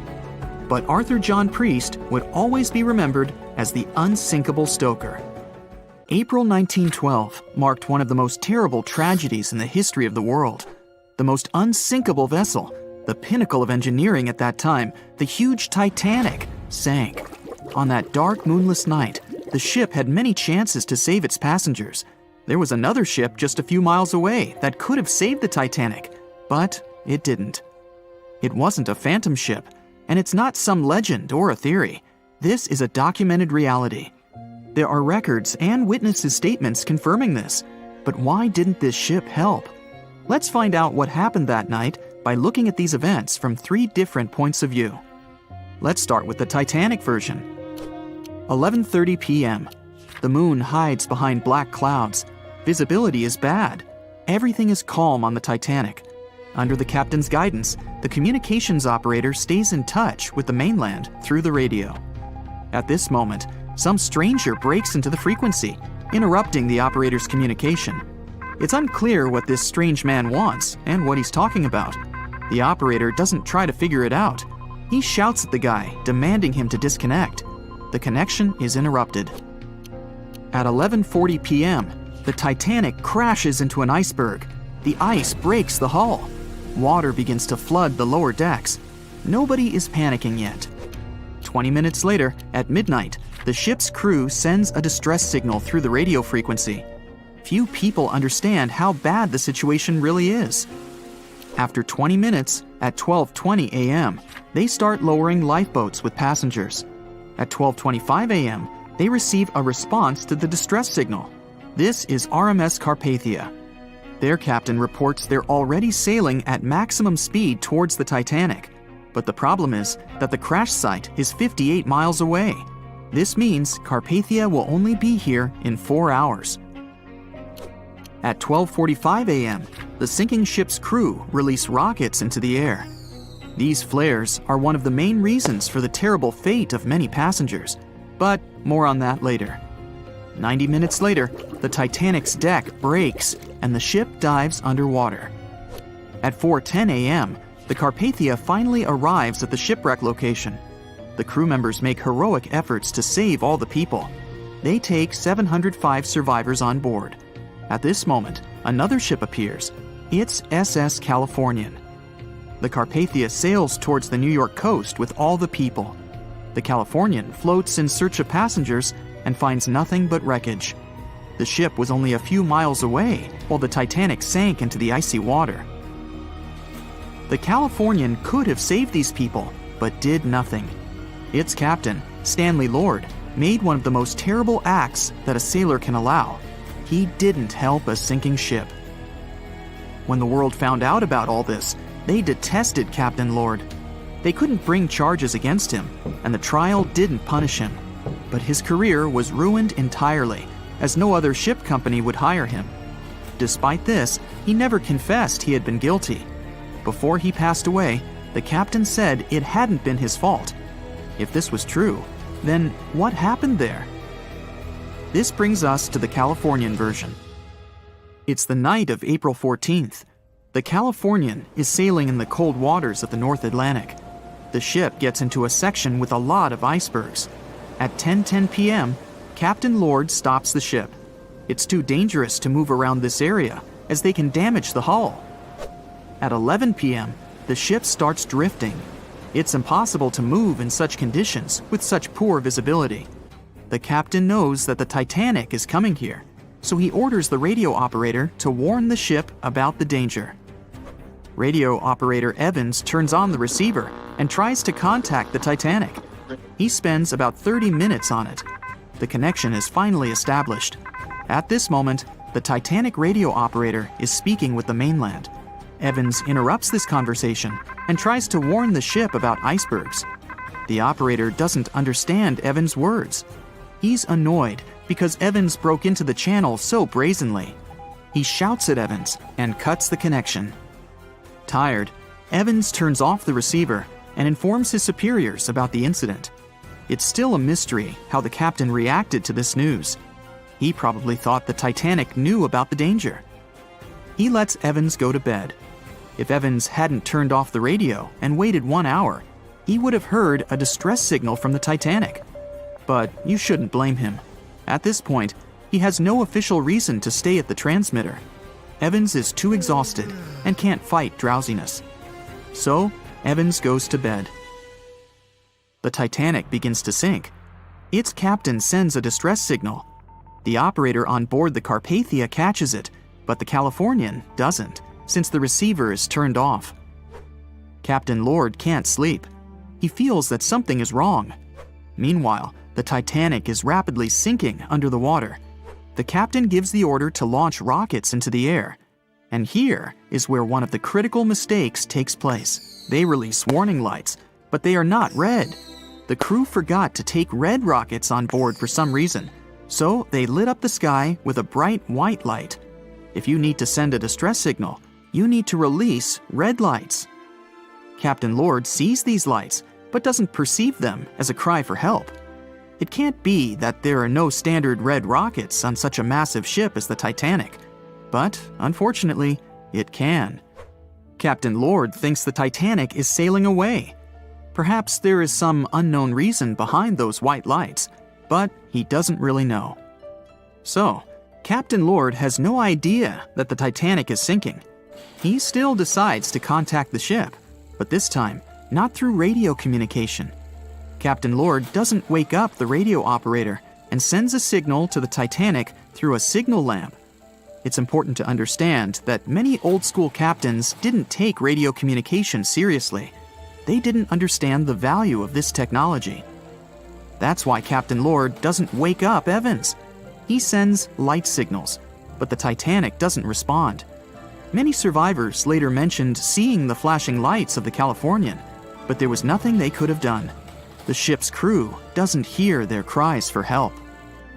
At 2:20 a.m., the Titanic completely goes underwater.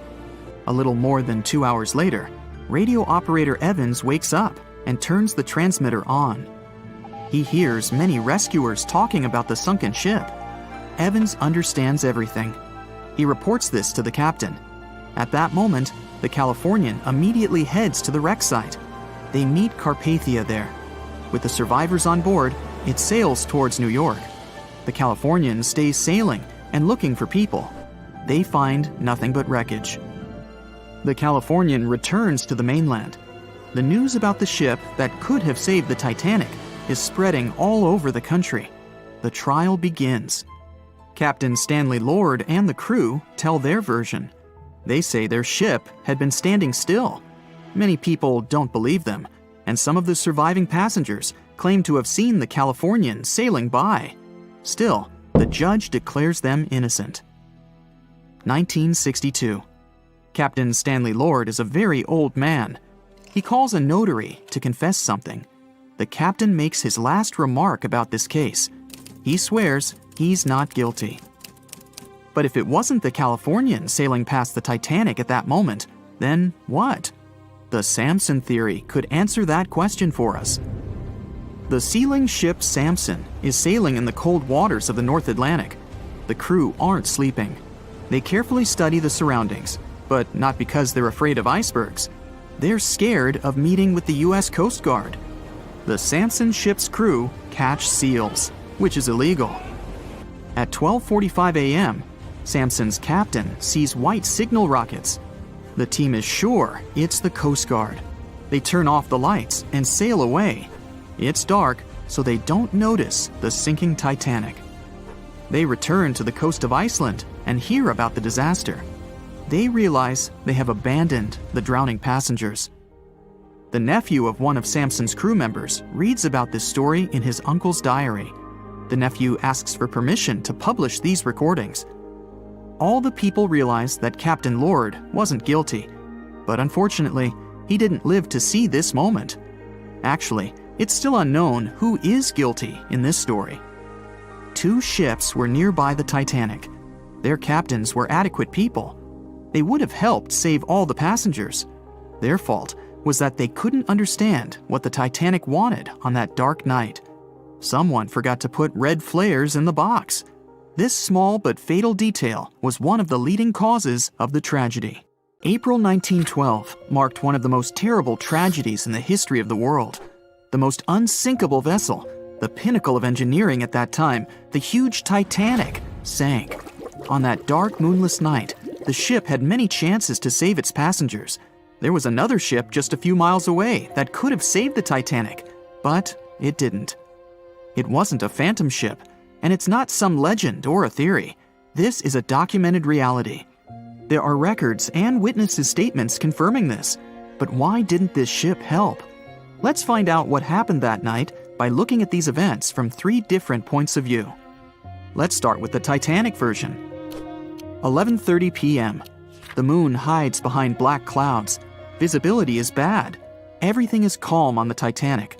Under the captain's guidance, the communications operator stays in touch with the mainland through the radio. At this moment, some stranger breaks into the frequency, interrupting the operator's communication. It's unclear what this strange man wants and what he's talking about. The operator doesn't try to figure it out. He shouts at the guy, demanding him to disconnect. The connection is interrupted. At 11:40 p.m., the Titanic crashes into an iceberg. The ice breaks the hull. Water begins to flood the lower decks. Nobody is panicking yet. 20 minutes later, at midnight, the ship's crew sends a distress signal through the radio frequency. Few people understand how bad the situation really is. After 20 minutes, at 12:20 a.m., they start lowering lifeboats with passengers. At 12:25 a.m., they receive a response to the distress signal. This is RMS Carpathia. Their captain reports they're already sailing at maximum speed towards the Titanic. But the problem is that the crash site is 58 miles away. This means Carpathia will only be here in 4 hours. At 12:45 a.m., the sinking ship's crew release rockets into the air. These flares are one of the main reasons for the terrible fate of many passengers, but more on that later. 90 minutes later, the Titanic's deck breaks and the ship dives underwater. At 4:10 a.m., the Carpathia finally arrives at the shipwreck location. The crew members make heroic efforts to save all the people. They take 705 survivors on board. At this moment, another ship appears. It's SS Californian. The Carpathia sails towards the New York coast with all the people. The Californian floats in search of passengers and finds nothing but wreckage. The ship was only a few miles away while the Titanic sank into the icy water. The Californian could have saved these people, but did nothing. Its captain, Stanley Lord, made one of the most terrible acts that a sailor can allow. He didn't help a sinking ship. When the world found out about all this, they detested Captain Lord. They couldn't bring charges against him, and the trial didn't punish him. But his career was ruined entirely, as no other ship company would hire him. Despite this, he never confessed he had been guilty. Before he passed away, the captain said it hadn't been his fault. If this was true, then what happened there? This brings us to the Californian version. It's the night of April 14th. The Californian is sailing in the cold waters of the North Atlantic. The ship gets into a section with a lot of icebergs. At 10:10 p.m., Captain Lord stops the ship. It's too dangerous to move around this area, as they can damage the hull. At 11 p.m., the ship starts drifting. It's impossible to move in such conditions with such poor visibility. The captain knows that the Titanic is coming here, so he orders the radio operator to warn the ship about the danger. Radio operator Evans turns on the receiver and tries to contact the Titanic. He spends about 30 minutes on it. The connection is finally established. At this moment, the Titanic radio operator is speaking with the mainland. Evans interrupts this conversation and tries to warn the ship about icebergs. The operator doesn't understand Evans' words. He's annoyed because Evans broke into the channel so brazenly. He shouts at Evans and cuts the connection. Tired, Evans turns off the receiver and informs his superiors about the incident. It's still a mystery how the captain reacted to this news. He probably thought the Titanic knew about the danger. He lets Evans go to bed. If Evans hadn't turned off the radio and waited 1 hour, he would have heard a distress signal from the Titanic. But you shouldn't blame him. At this point, he has no official reason to stay at the transmitter. Evans is too exhausted and can't fight drowsiness. So, Evans goes to bed. The Titanic begins to sink. Its captain sends a distress signal. The operator on board the Carpathia catches it, but the Californian doesn't, since the receiver is turned off. Captain Lord can't sleep. He feels that something is wrong. Meanwhile, the Titanic is rapidly sinking under the water. The captain gives the order to launch rockets into the air. And here is where one of the critical mistakes takes place. They release warning lights, but they are not red. The crew forgot to take red rockets on board for some reason, so they lit up the sky with a bright white light. If you need to send a distress signal, you need to release red lights. Captain Lord sees these lights, but doesn't perceive them as a cry for help. It can't be that there are no standard red rockets on such a massive ship as the Titanic. But, unfortunately, it can. Captain Lord thinks the Titanic is sailing away. Perhaps there is some unknown reason behind those white lights, but he doesn't really know. So, Captain Lord has no idea that the Titanic is sinking. He still decides to contact the ship, but this time, not through radio communication. Captain Lord doesn't wake up the radio operator and sends a signal to the Titanic through a signal lamp. It's important to understand that many old-school captains didn't take radio communication seriously. They didn't understand the value of this technology. That's why Captain Lord doesn't wake up Evans. He sends light signals, but the Titanic doesn't respond. Many survivors later mentioned seeing the flashing lights of the Californian, but there was nothing they could have done. The ship's crew doesn't hear their cries for help. At 2:20 a.m., the Titanic completely goes underwater. A little more than 2 hours later, radio operator Evans wakes up and turns the transmitter on. He hears many rescuers talking about the sunken ship. Evans understands everything. He reports this to the captain. At that moment, the Californian immediately heads to the wreck site. They meet Carpathia there.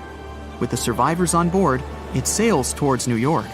The Californian stays sailing and looking for people. They find nothing but wreckage. The Californian returns to the mainland. The news about the ship that could have saved the Titanic is spreading all over the country. The trial begins. Captain Stanley Lord and the crew tell their version. They say their ship had been standing still. Many people don't believe them, and some of the surviving passengers claim to have seen the Californian sailing by. Still, the judge declares them innocent. 1962.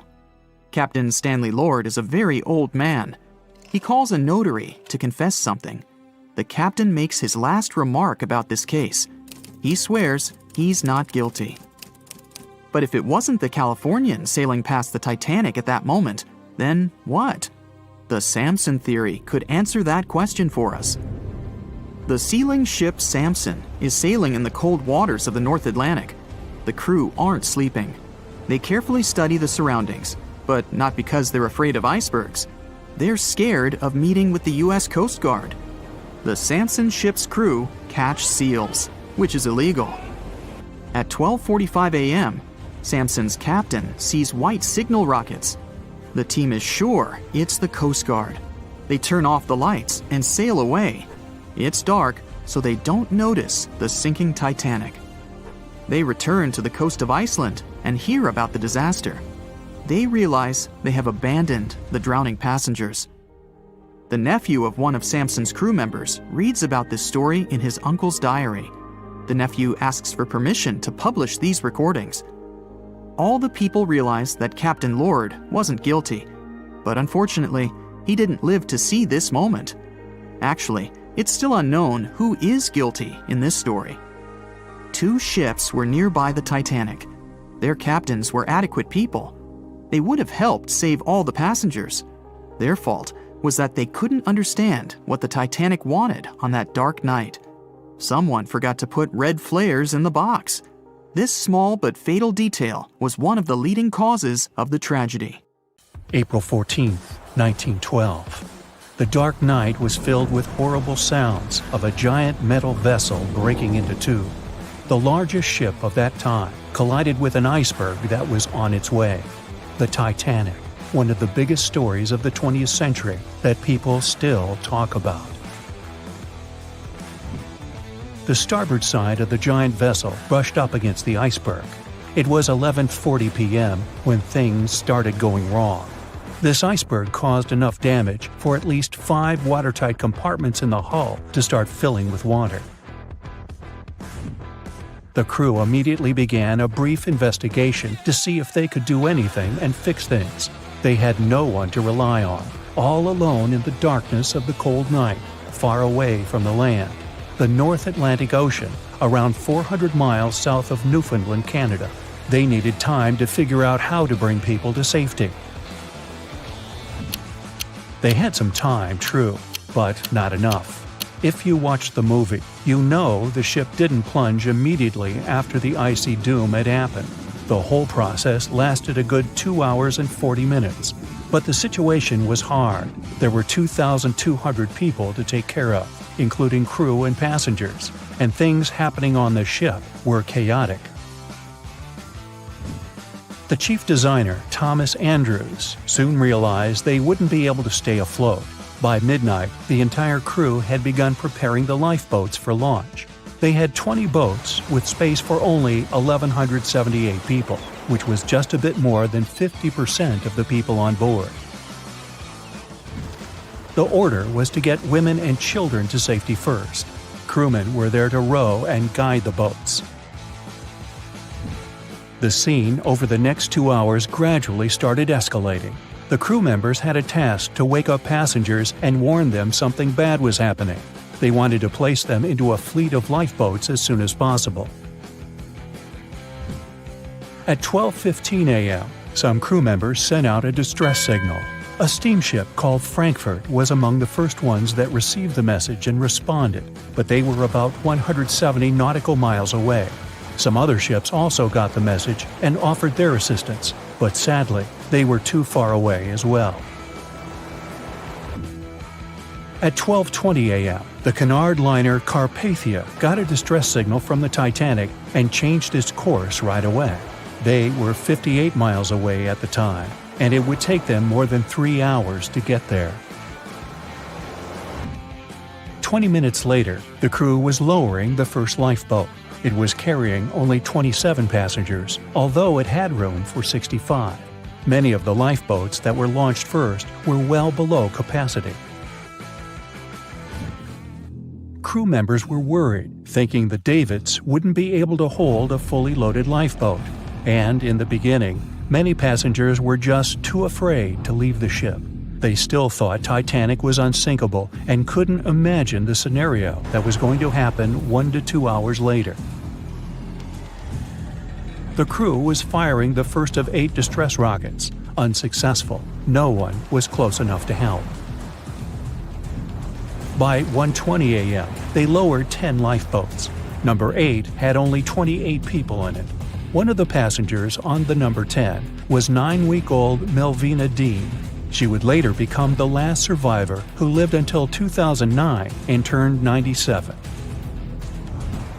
It was 2 a.m. already. 3 of the collapsible boats were the only lifeboats that remained on the ship. The bow of the vessel had sunk low and had tipped far under the surface.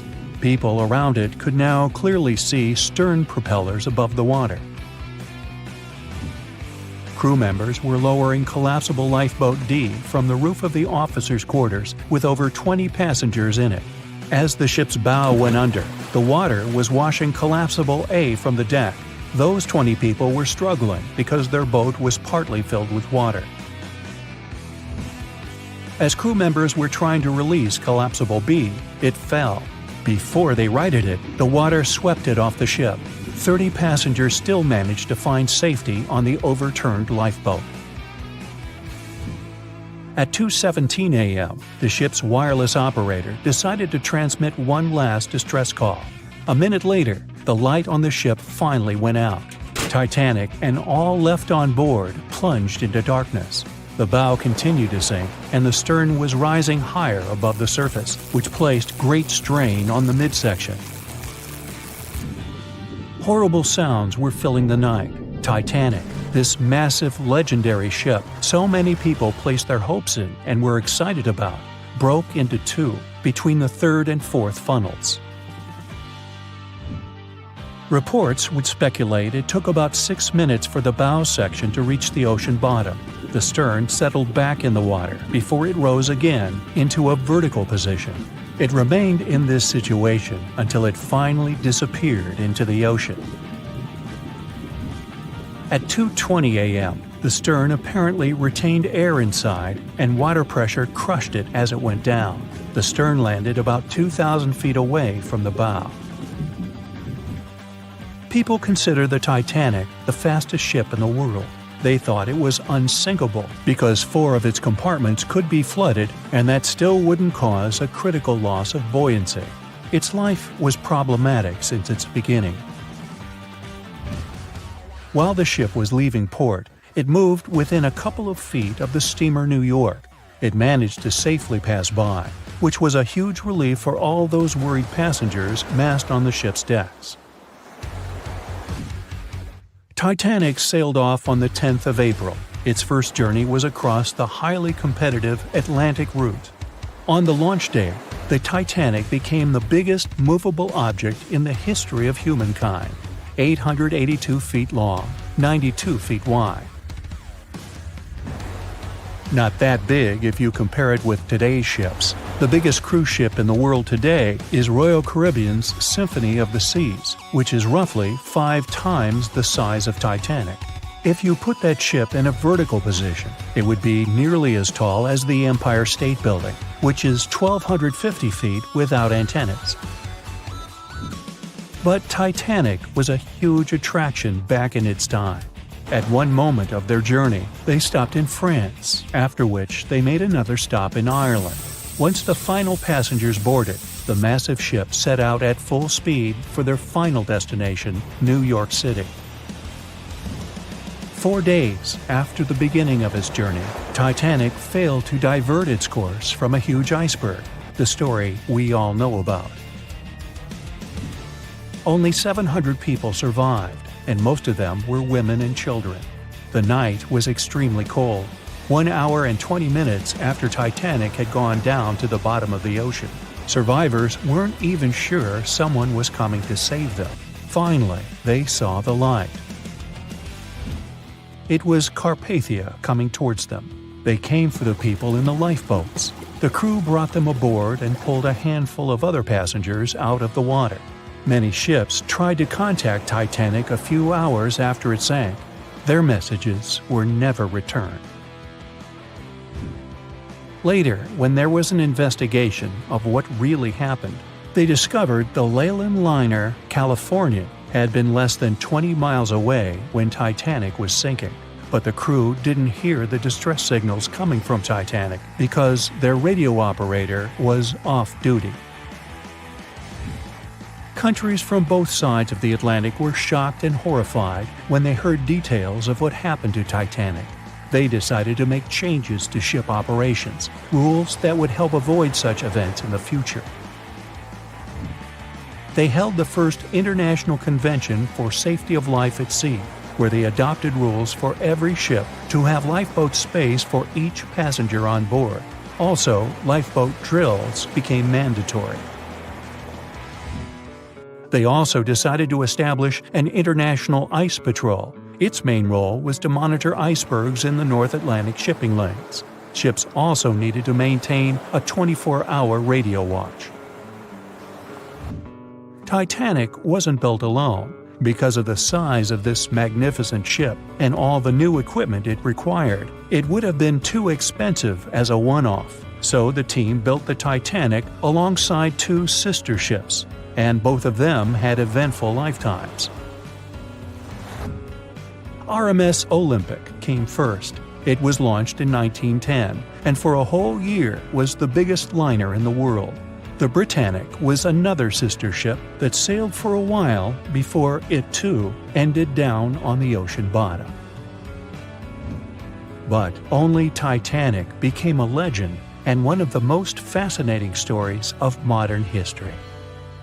Can you guess how many theories of the Titanic's sinking exist? Right, loads, including a theory of my own, which I'm going to share with you today. And then you can decide which one seems most likely to you. One Piece theory. The very first version of the events was the One Piece theory. It's very simple and basically claims that the sinking happened without any breakups. 2:15 a.m., the ship collides with an iceberg. 2:18 a.m., the lights go out. The ship reaches an angle of 45 degrees and then quickly begins its final plunge into the ocean depths. 2:20 a.m., only about 3 minutes later, the RMS Titanic disappears under the surface of the ocean for good. The liner doesn't break, it just goes down as a whole piece. Of course, this can't be true. In April 1912, the Titanic was not only the largest ship in the world, but also the largest ship ever built. It's hard to believe that such a heavy vessel could have gone down without breaking. That's just impossible. Well, I mean, you can't blame the theorists. Before we found the wreckage, there were no other theories. Wait a minute, or were there? The day after the disaster, the survivors gave their interviews.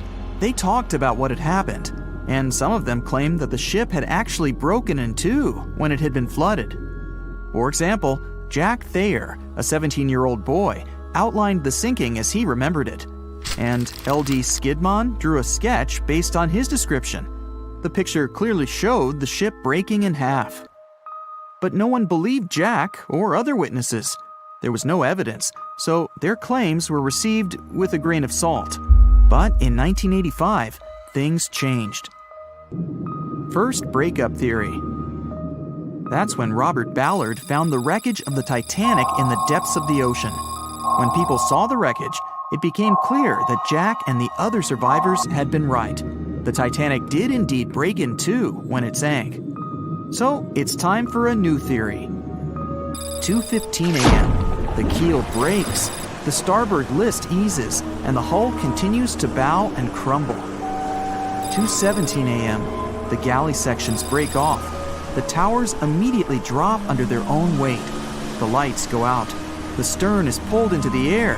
The bow breaks off and starts sinking. The aft is barely hanging on to the starboard side of the stern section superstructure. The stern section slowly lists over to port as it begins sinking again. It rises up one last time and pivots in a semicircle as it sinks. It all sounds pretty convincing, right? But people began to find plot holes in this theory. For example, the Titanic couldn't have held together until it reached such a high angle. The breakup would have had to begin much earlier. This only meant there was still a vast field for research and speculations. So people started to come up with their own possible scenarios. How about we look first at the ones no one likes? V-brake and Aaron 1912 V-brake. According to the first breakup theory, the Titanic reached a high angle, and the weight of its unsupported stern caused it to crack from the top down. But it's physically impossible. So, are there any other ideas? In 2006, Roger Long, a naval architect, decided to research a so-called V theory. 2:17 a.m. The breakup begins at a shallow angle, perhaps as little as 11 degrees. The upper structure fails and starts to crack. At this moment, only its double bottom is holding the Titanic together, but it starts to bend under the strain too, failing the ship. Water is pouring through the crack. It increases the weight in between the two sections, bending the Titanic the other way and pulling it into shape somewhat resemblant to the letter V. The upper decks get mangled and bent together. The bow heads for the bottom, and the stern is the last to sink. This theory has since been disproven many times, though.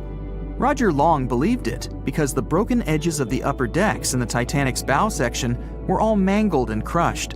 However, we have learned that it happened because of the so-called hydraulic downburst, the force of the water crashing into the deck as the Titanic hit the ocean floor.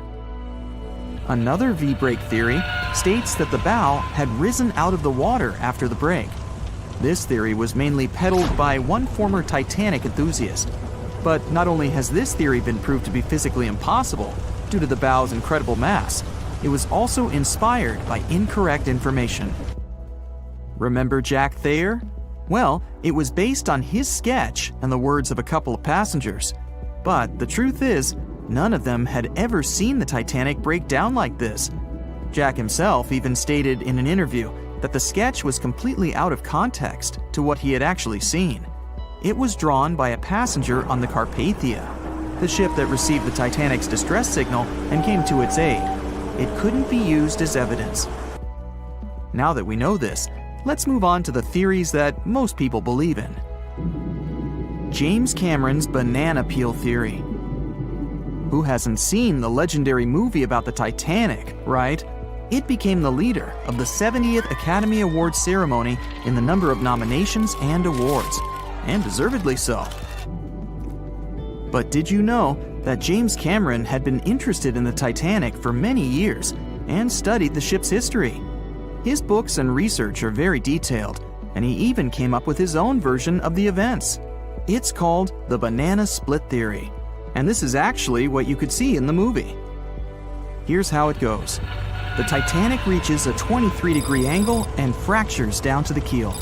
The double bottom acts as a hinge as the stern falls down. When the double bottom fails, the bow and the stern separate. The stern lists to port, standing vertically, and then begins to go underwater. This theory is the most scientifically accurate one, along with Roy Mengott's theory. Wait, who's Roy Mengott? Mengott theory. Roy Mengot was an engineer who came up with the most plausible theory for the time being. 2:17 a.m. The lights go out on the Titanic. At this moment, the ship is at an angle of 20 to 23 degrees. Suddenly, the vessel snaps in two just around the third funnel. It causes the stern to settle into the water. The keel fails first. The draft and lower hull are crushed and break apart. Water surges into the bow and stern of the ship through the huge cracks, causing the bow section to sink beneath the waves. The stern rises up to the angle of 70 to 90 degrees, and then it sinks too. This theory seems to make the most sense, but it's quite controversial. The survivors who saw the breakup stated that the stern had settled back with the bow completely missing. Mengot's theory, however, contradicts that statement, while James Cameron's scenario takes this into account. Are you thinking what I'm thinking? The truth must be somewhere in the middle. My version. Now, as promised, I'll provide you with my version of the events. Well, it's not really my theory, more like a combination of Roy Mengot's and James Cameron's ones. I believe that James Cameron was right about the breakup. 2:17 a.m. The ship is at a high angle. The lights go out. Then it snaps into two pieces. The bow starts sinking. The double bottom is still attached to the stern for a minute or so. Once the double bottom fails, the two parts separate and the bow goes down. Then, as Mengot said, the stern rises up at a high angle, and then it begins to sink vertically. It might have actually happened because the survivors stated that they had seen a clean break. This means it couldn't be hidden. And they had also seen the stern staying vertically in the air for a long enough time, probably a few minutes, before disappearing. Anyways, all of these are just speculations. Regardless of how the Titanic broke apart and sank, it was a great tragedy. It's already been 110 years since the Titanic collided with an iceberg and sank. Did you know that in 2022, the Blue Star Line Company is completing the construction of an exact replica of the Titanic? Called the Titanic II liner, the ship will be sent sailing along the same route with 2,400 people on board. Let's hope that everything goes well for them. It was the biggest ship ever built in its time, and it was supposed to be unsinkable. But within days of steaming out on its first voyage in 1912, the Titanic was gone beneath the relentless waves of the North Atlantic Ocean. And of its more than 2,200 passengers and crew, only 706 survived that dreadful night. Would a smaller ship have fared any better in the same situation? Did the size of the iceberg truly matter in the end? Was it a mistake for the ship to change course at the last minute as it tried to avoid impact? These are three questions that have people pondering, what if? We do know that Titanic was considered an engineering marvel in its day. Designed by Thomas Andrews for the British shipping company White Star Line, it was just over 880 feet long and 175 feet tall. Built with abundant space for 840 staterooms, a swimming pool, a squash court, a gym, and 2 dining rooms. But it was below deck that one of its most impressive new features could be found. Titanic's hull was divided into 16 compartments designed to be watertight. Up to 4 of these compartments could take on water in the event of a breach, with the remaining 12 helping to keep the damaged ship afloat. It was thanks to these compartments that the ship was regarded as unsinkable. Rumor has it that Philip Frank, White Star Line's vice president, even declared, "There is no danger that Titanic will sink. The boat is unsinkable, and nothing but inconvenience will be suffered by the passengers." On April 14, 1912, that proved to be mistaken when Titanic struck an iceberg. As ice ripped along the ship's hull, several of those watertight compartments ruptured. It took only 2.5 hours for Titanic to sink. Did the size of the iceberg that hit Titanic seal its fate? Would a bigger or smaller iceberg have made any difference? Icebergs come in a wide variety of shapes and sizes. They are pieces of ice that have broken away from glaciers or ice shelves in the Arctic and Antarctic. and are now wandering across the ocean until they eventually melt. One of the tallest icebergs ever found would have easily dwarfed Titanic. Discovered in 1957, it was 550 feet high.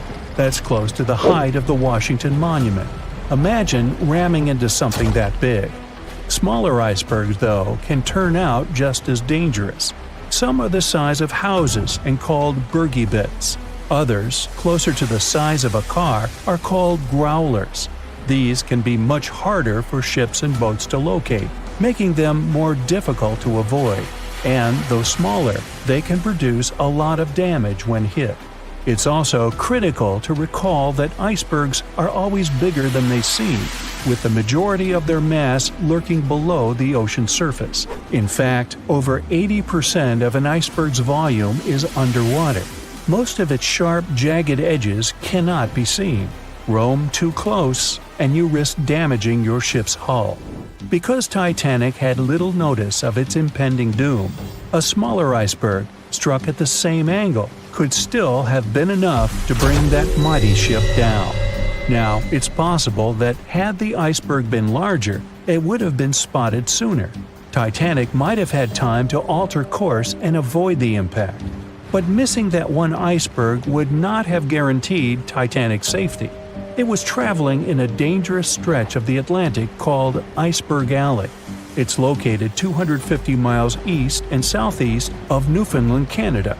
Behind one iceberg, there could be another, and another after that. And so the crew on board had to remain very attentive to avoid several potential collisions, not just one. A smaller ship might have been better suited for the trip. Titanic's size was certainly a challenge when it came to steering. In fact, it had just left her dock in Southampton when it nearly collided with another smaller ocean liner, the SS New York, missing it by just 2 feet. The gigantic steamship was obviously not made for maneuvering quickly in tight quarters. A ship that size required time and space to change course. But when it comes to ships versus icebergs, a ship's size doesn't always matter. The Islander was a steamship designed to travel the Inside Passage in Alaska. In the summer of 1901, it struck an iceberg, which tore a hole in the front portion or bow of the ship.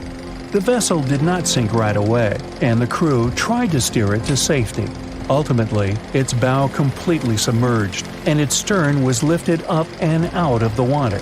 It didn't take much longer before the ship sank completely. Of the 168 passengers and crew members, 128 survived, and $3 million in gold was lost. Islander had a 240-foot hull, making it almost a quarter of the size of Titanic, and that smaller size didn't seem to be much help in preventing a collision with an iceberg. And then there was the Hans Hedtoft in 1959. Also known as the Little Titanic or the Danish Titanic, it was referred to as the safest ship afloat. It was 272 feet long with 95 people on board. Much like the real Titanic, the Hans Hedtoft was specifically engineered to handle most of what the sea could throw its way. Along with its double steel bottom, it also had an armored bow and 7 watertight compartments. How could such a ship sink? But it could, and it did. It was on its first voyage, returning to Copenhagen, when it ran into trouble. On January 30th, it hit an iceberg. An SOS was sent, but when the Johannes Cross arrived to help, the Hans Hedtoft was nowhere to be found. The only evidence of the ship's existence was a lifebelt that was washed ashore in Iceland 9 months later. Again, the ship's smaller size didn't work in its favor. A smaller size of Titanic wouldn't have guaranteed a safe voyage in 1912. The final what-if concerns the last-minute choice when the iceberg was spotted and the alarm sounded. First, Titanic could attempt a complete stop, but this wasn't an option as the ship needed a half a mile to come to a halt, and the iceberg was a mere 900 feet away. Second, the Titanic could attempt to avoid the iceberg by steering away from it. This is what the captain ordered, but the attempt was unsuccessful, resulting in a deep gash across the ship's hull. The final option? To hit the iceberg head-on. Would this have made any difference? The answer is an intriguing maybe.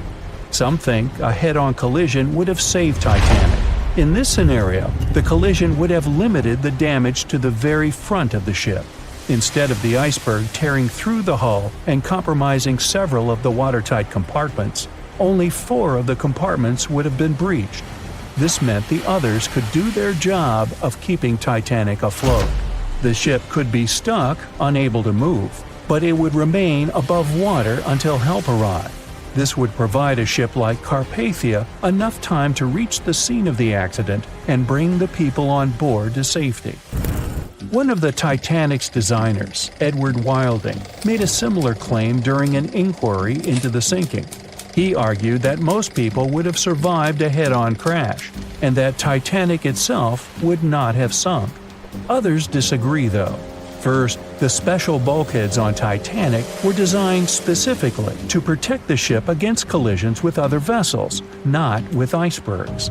These compartments would crumple upon impact, absorbing some of the force while the other ship absorbed the rest. Though the damage would still be extensive, the remaining bulkheads would keep the ship afloat. But an iceberg does not have the same flex in a collision as you would experience with another ship. Most of the force would be absorbed by Titanic, resulting in greater damage to the ship. Even worse, the impact would be carried through the full length of the ship. Rivets would burst, seams would tear, the compartments would quickly flood, and the ship would sink even faster, resulting in fewer survivors. In any case, as with most what-ifs, we'll never really know the answer. As tragic as Titanic's first and last voyage was, it did result in changes that helped make venturing out to sea much safer. Findings from hearings on the disaster led to the creation of the International Ice Patrol, or ICC, in 1914, an organization that tracks icebergs in the Atlantic and Arctic Oceans to ensure vessels in the area can avoid them. In the US and Britain, ships were obligated to carry enough lifeboats to accommodate every person aboard. Regular lifeboat drills were made mandatory. And finally, the bulkheads on ships were made higher to keep water out, and bottoms were stretched to create double hulls, helping make the compartments truly waterproof. There's no denying that Titanic was a terrible tragedy, but the lessons learned from that night to remember has helped prevent many more. The night was dark and scary. A few hundred people were sitting in lifeboats, not knowing what would happen next, or what their lives would look like from that moment on. All they knew was the giant ship they had been sailing on just a couple of hours earlier disappeared in front of their eyes. They were alone, waiting for help. Is anyone even coming? They had no idea if the rest of the ships that were traveling relatively close to them had heard their call for help. There was nothing else to do but wait. The Titanic, an iceberg, and one night, April 14th, 1912. It's one of the most famous stories from modern history that everyone talks about, even now, more than 100 years later. The 16 lifeboats on board could only accommodate a little more than 50%, 1,178 people, of the total number of passengers that were on board. And many of them were still half empty. In one of them, there was a little 2-month-old girl, Milvina Dean, the youngest passenger on board the giant ship. Her parents had decided to leave England because they wanted to build a better life in the United States. Her father had some family in Kansas, and he hoped they could start their own business there.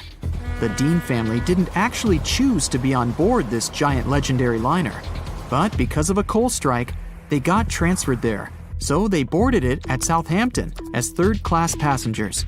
Milvina's father felt when their ship hit the iceberg on that cold and seemingly peaceful night. He immediately went up to investigate.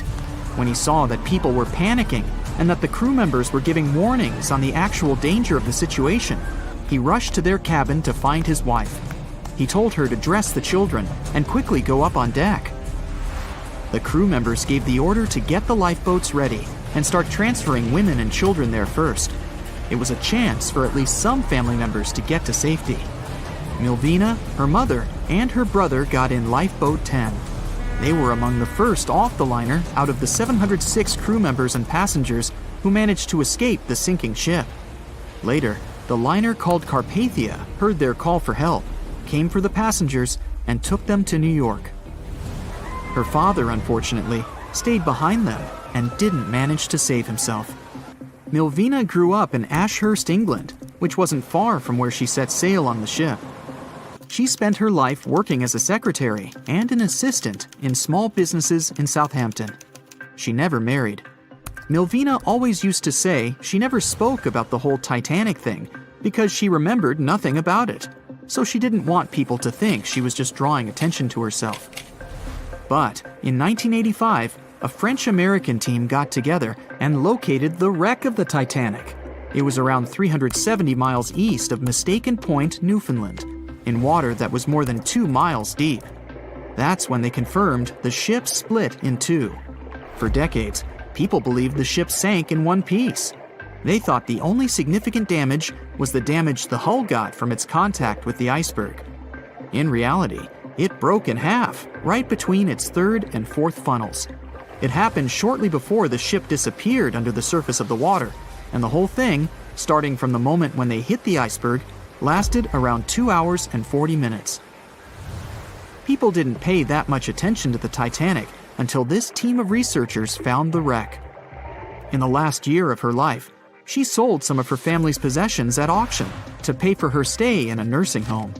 The items she sold also included a suitcase filled with clothes that her family got when they arrived in the US, and compensation letters her mom got from the Titanic Relief Fund. The compensation letters outlined the financial aid that certain passengers received who had survived the loss of their loved ones. She lived until the age of 97 when she caught pneumonia. She was the youngest of the 705 people that survived the whole event. The Titanic was the world's largest ship. Since it was so big, some thought the vessel should have had 4 exhaust stacks. But Thomas Andrews, the man who designed the ship, believed that only 3 were necessary. So, the Titanic basically had one purely decorative stack. 2,200 people were on board when the ship sank. There were 908 crew members, and the maximum number of passengers on board, which was 3,500. As you probably saw in the movie, there were different classes of passengers. The estimated overall wealth of those in first class was about $500 million. And researchers estimated $6 million worth of things went down to the ocean bottom, together with the ship.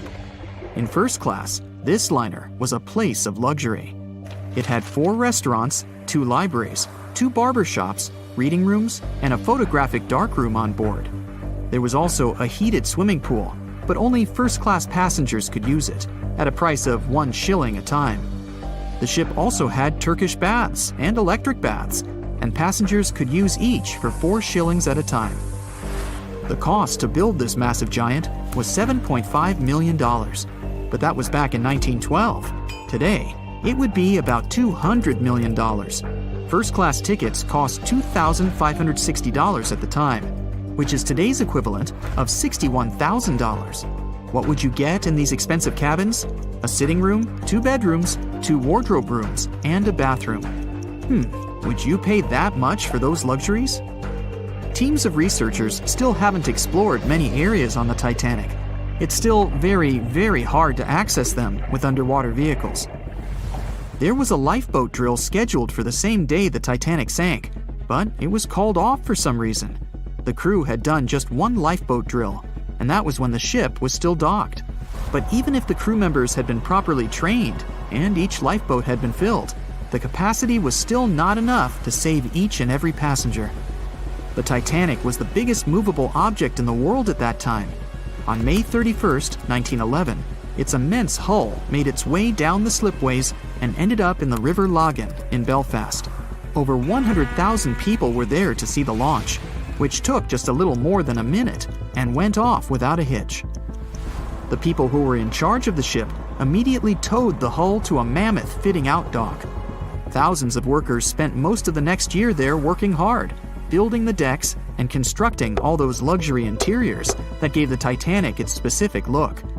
They were also installing the 29 giant boilers that would power the ship's 2 main steam engines.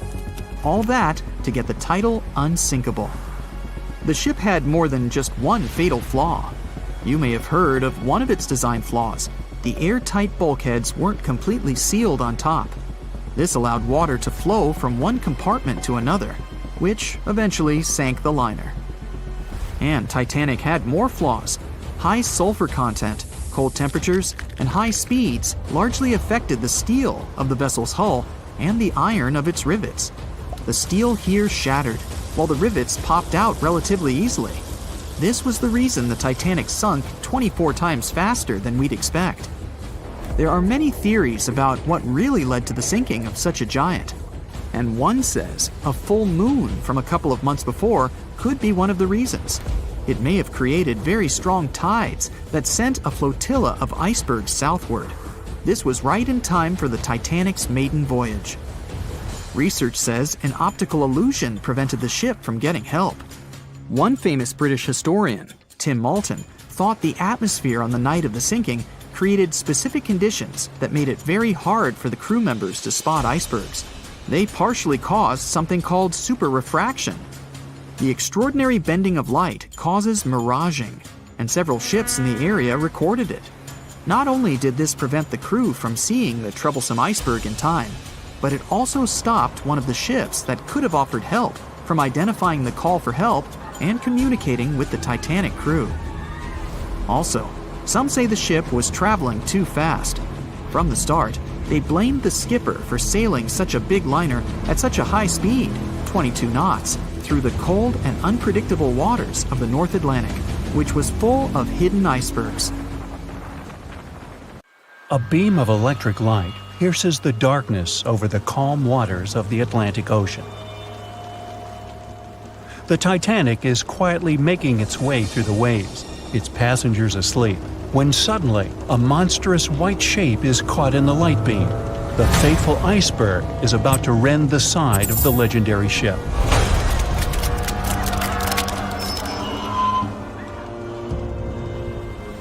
April 14, 1912. Only 2 days before someone will take a photo of a giant iceberg with a pretty unusual elliptical shape.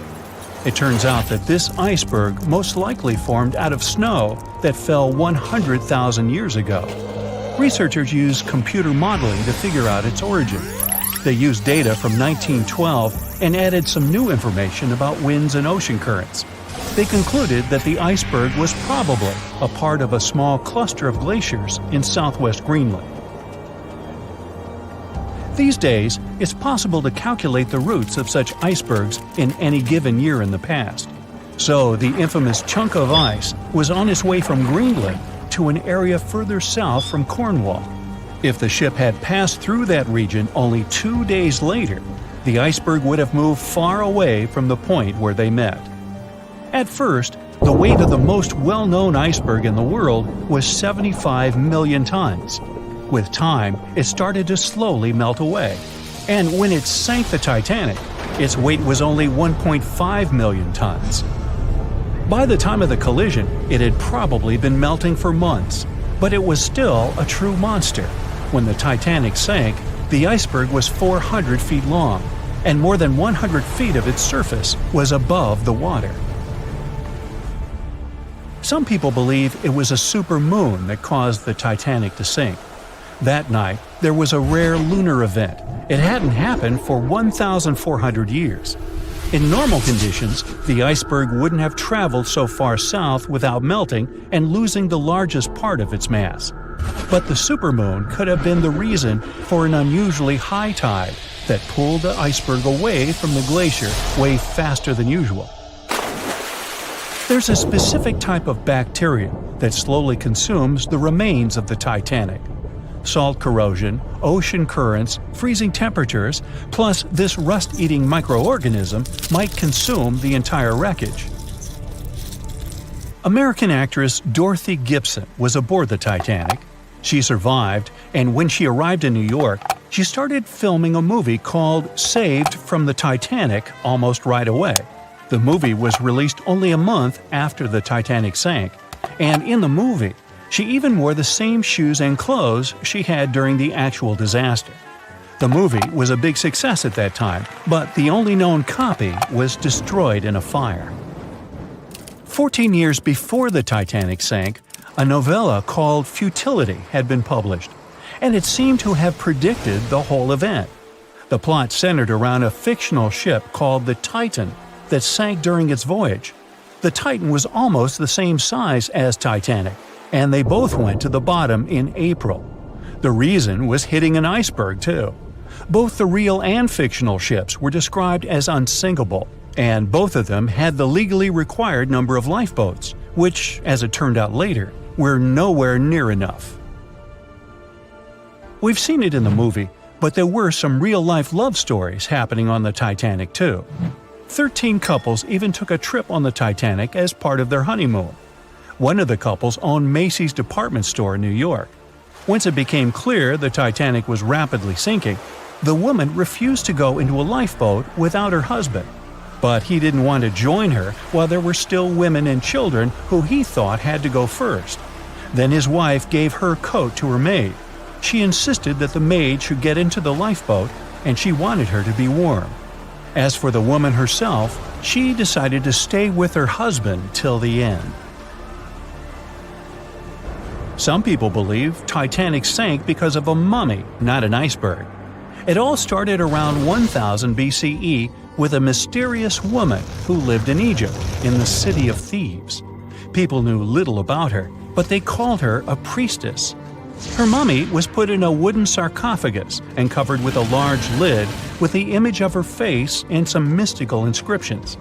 This place had been hidden until the first half of the 19th century, when a group of locals accidentally came across it. They disturbed her peace. No one knows how, but the mummy disappeared that day without a trace. A couple of decades later, a group of rich friends from England traveled to Egypt and found the empty mummy casket with the image of the priestess, whose dark eyes seemed to be looking into the void. They decided to buy it, but the buyer disappeared the same night before he even got the case. All members of the group had some accidents. The casket changed its location a couple of times until it, as some believe, ended up on the Titanic. It took more than 70 years for a robot submarine to find the ruins of this legendary ship.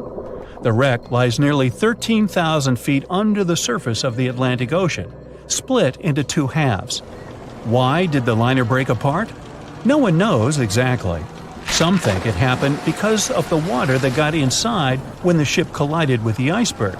The pressure was so powerful it separated two parts of the vessel, starting with the ship's bottom structure. Others say it was because of the hull rivets. They had a high concentration of slag or smelting residue, and that's something that can cause the metal to split apart. The ship generally had many flaws, starting with the design. The watertight bulkheads weren't completely sealed on top. This allowed the water to flow between the compartments and, in the end, sink the vessel. The iron of the ship's rivets and steel of the hull ended up ruined because of high sulfur content, cold temperatures, and high speeds. The steel shattered and the rivets popped out quite easily. Because of this, Titanic sank 24 times faster than it would have otherwise. If the ship had hit the iceberg head-on instead of ramming it with its side, it would have probably stayed afloat. How come the crew members didn't have binoculars? It would have surely helped them spot the iceberg on time and maybe even avoid the disaster. But the binoculars on the Titanic were locked in a storage cabinet. Only one crew member had the key, and he had been transferred off the ship right before it set sail. He later said he hadn't remembered to hand over the key. But even without the binoculars, the ship might have had some time to change course and avoid the collision if the crew had gotten some warning. But that's the thing, someone did warn them. About an hour before the incident, a ship that was relatively close to Titanic, the SS Californian, sent a message to inform them it had stopped because of dense ice field. But the warning never got to the Titanic's captain. Some experts say it was because the radio operator didn't think it was that urgent. And later, the SS Californian said they didn't get a call for help from the Titanic because their radio operator was off duty. Some say the crew on the Titanic couldn't spot the iceberg on time because of an optical illusion. Atmospheric conditions that night probably caused super refraction, which could have camouflaged the berg. After all, no one actually saw the iceberg until it was too close to the ship to somehow avoid the crash. Not even a whole minute passed between the moment they saw the iceberg and the collision. It was only 37 seconds, and it took Titanic 2 hours and 40 minutes to disappear below the ocean's waves. Thick fog is rising over the ocean as the sun is slowly sinking towards the horizon. It's hard to see further away than a few dozen feet, but that's enough to notice a hulking, skeletal shape in the distance. As your ship approaches the figure, your heart beats faster, and then you make out the details of another vessel, abandoned by the looks of it.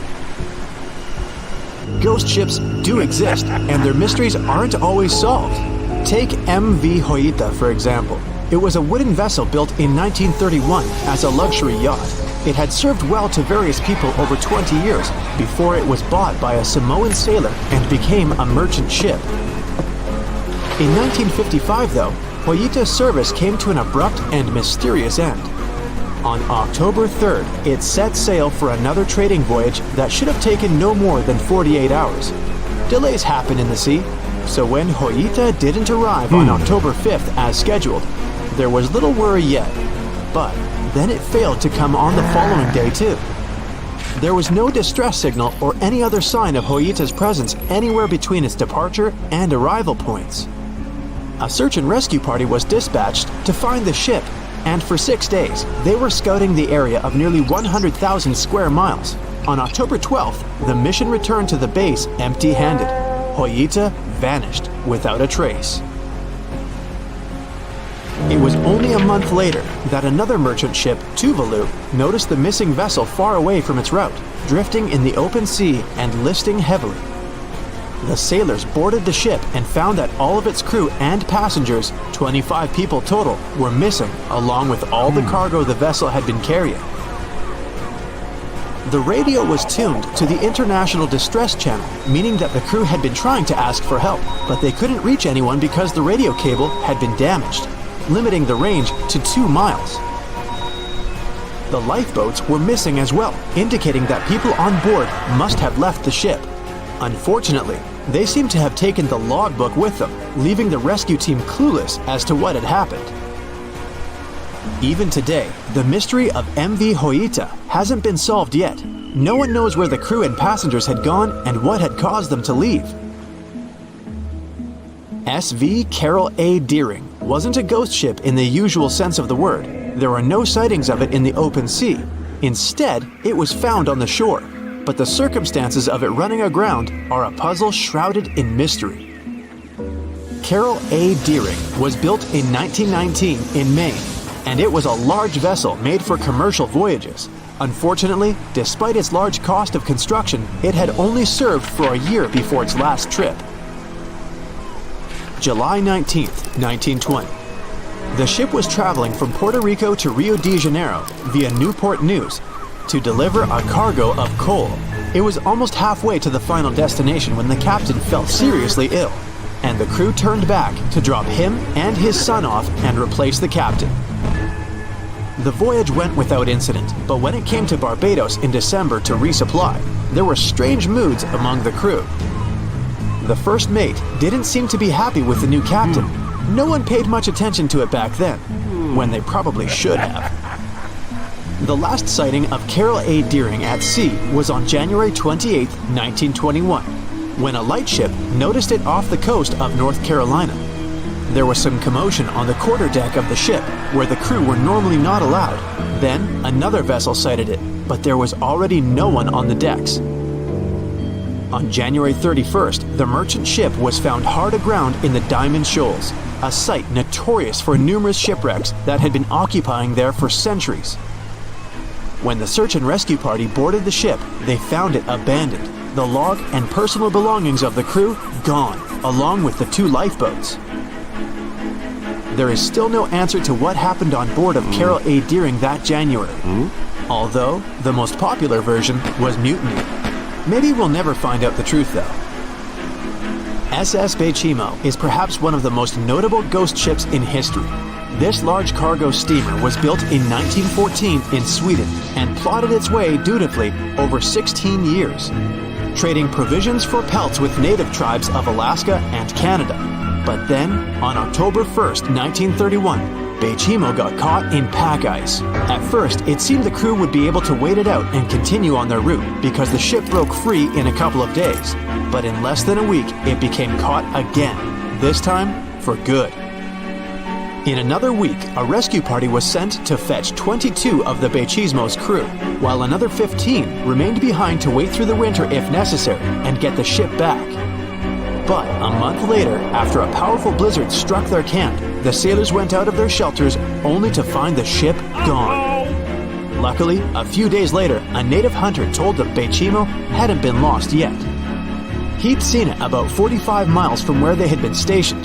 They managed to track it down, but decided the ship wouldn't survive the winter, so they took the most valuable cargo from its hold and abandoned it. They were wrong though. SS Bechimo did survive that winter, and many more that followed.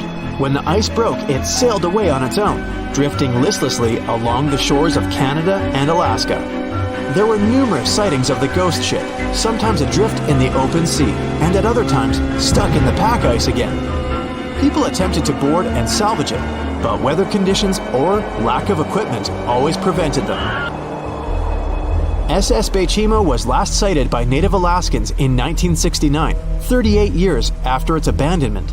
What became of it later remains unknown. The story of SS Orang Medan is one of the most puzzling and harrowing ghost ship stories of the 20th century.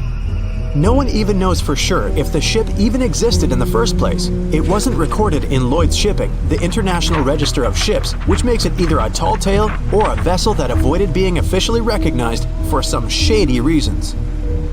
In any case, the accounts as to what happened to the Medan vary. According to most reports, it was carrying some unknown cargo in the Indonesian waters when a distress call was received by another ship in the vicinity. The officer on duty heard an SOS message, but its contents are different depending on the accounts. The message did not repeat, and the crew of Medan didn't answer to any attempts to contact it back. The ship that received the distress call hurried to the rescue, but they only reached the vessel the following day, when it was already drifting and slightly listing. When the rescuers boarded the ship, they found that none of the crew had survived.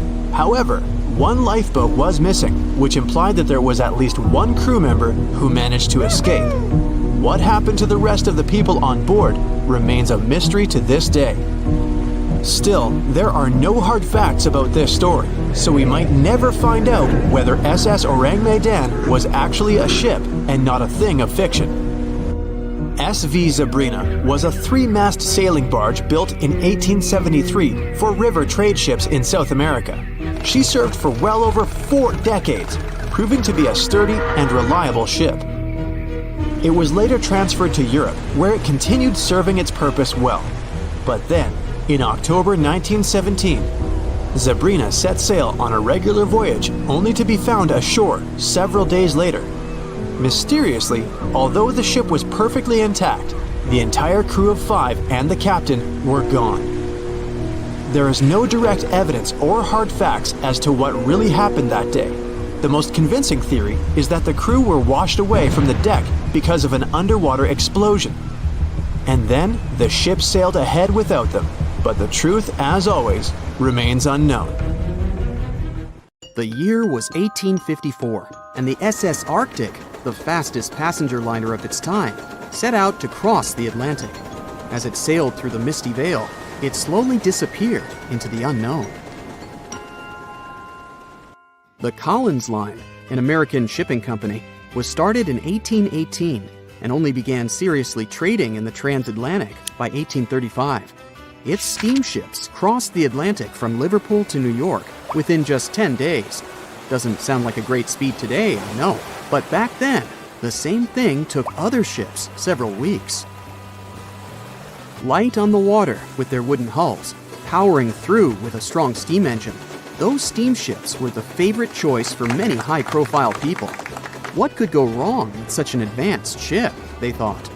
This reminds me of some other ship everyone believed to be unsinkable. But anyway, back to the Collins Line. It grew to be a serious contender on transatlantic routes, with only one other competitor, the Cunard's Line. It was a British company also aiming to be the main force through the Arctic Passage. In 1835, the company received a new ship that traveled to Liverpool and came back to New York with the largest cargo ever at that time. From then, the Collins Line was steadily growing.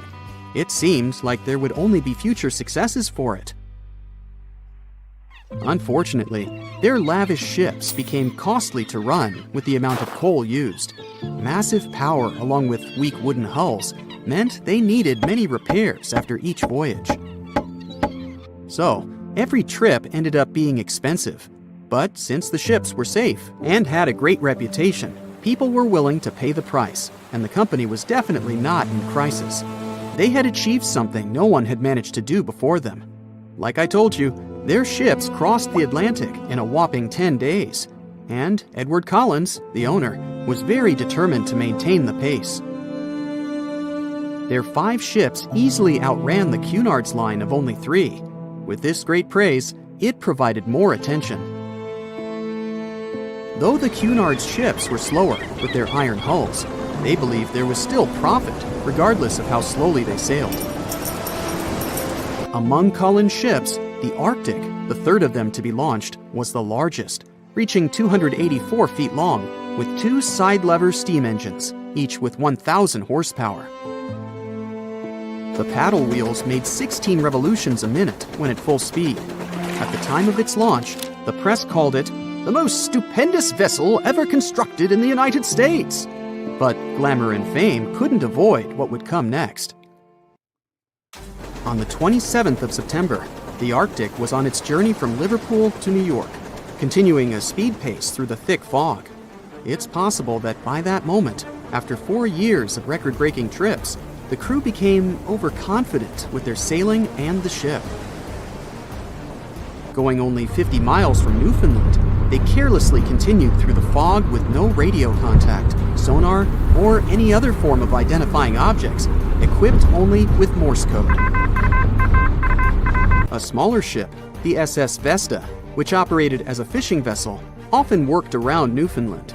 It was passing through the same path as the Arctic and crashed into its side. Shocked by the collision, the captain of the Arctic offered help to the much smaller Vesta, but it was soon clear that the damage that seemed minor on the Arctic was far worse. Beneath the waterline, a hole was letting water into the hull. The cost of the much faster wooden hull now seemed less valuable. They steered toward land, trying to plug the holes, but they weren't doing so well, and the seawater continued to pour in, filling up higher and pushing the ship down. And finally, once the engine room was full, it put out the boilers, taking away the massive power the Arctic was once legendary for. They moved slowly until coming to a complete stop. The ship continued to sink, and the order was to abandon it. At the time, maritime law allowed for the Arctic to carry only 6 lifeboats, only capable of saving 180 people. The crew and some of the passengers managed to push their way aboard and took most of the seats on those boats. Things were pretty wild, and everyone forgot about their manners, not letting the ladies and the youngest ones board first. It took 4 hours for the Arctic to sink. 150 crew and 250 passengers were on board. Those that weren't able to find a lifeboat made a desperate attempt to build their own rafts from parts of the ship. 2 days later, only 3 boats made it safely to the shore. The other 3 were never found. Believe it or not, the rescue party also saved some people that had been clinging to the wreckage for 2 days.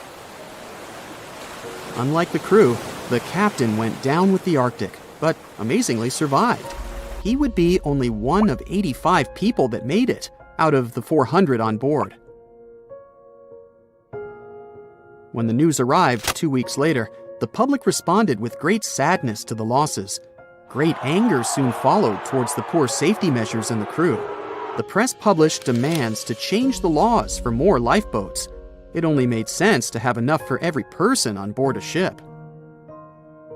But they ignored those requests. This neglect would lead to more disasters in the future. Enough lifeboats would only come into maritime law some 60 years later, after the disaster of the Titanic.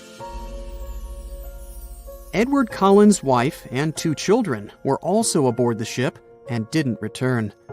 He was heartbroken, but didn't stop running his business.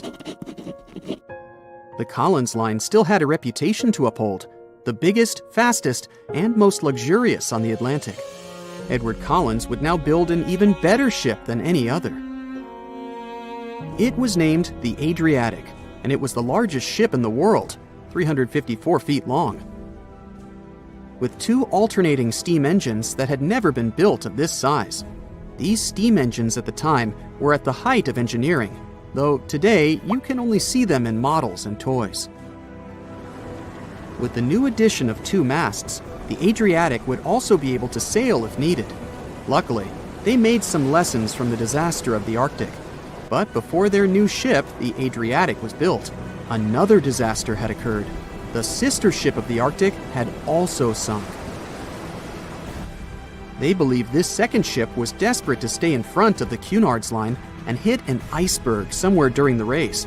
This weird contest took the lives of 141 people. The desperation of Collins and his weakly built hulls pushed the company towards bankruptcy in 1858. The newly built Adriatic, costing over $1 million, had only made 1 voyage in the end.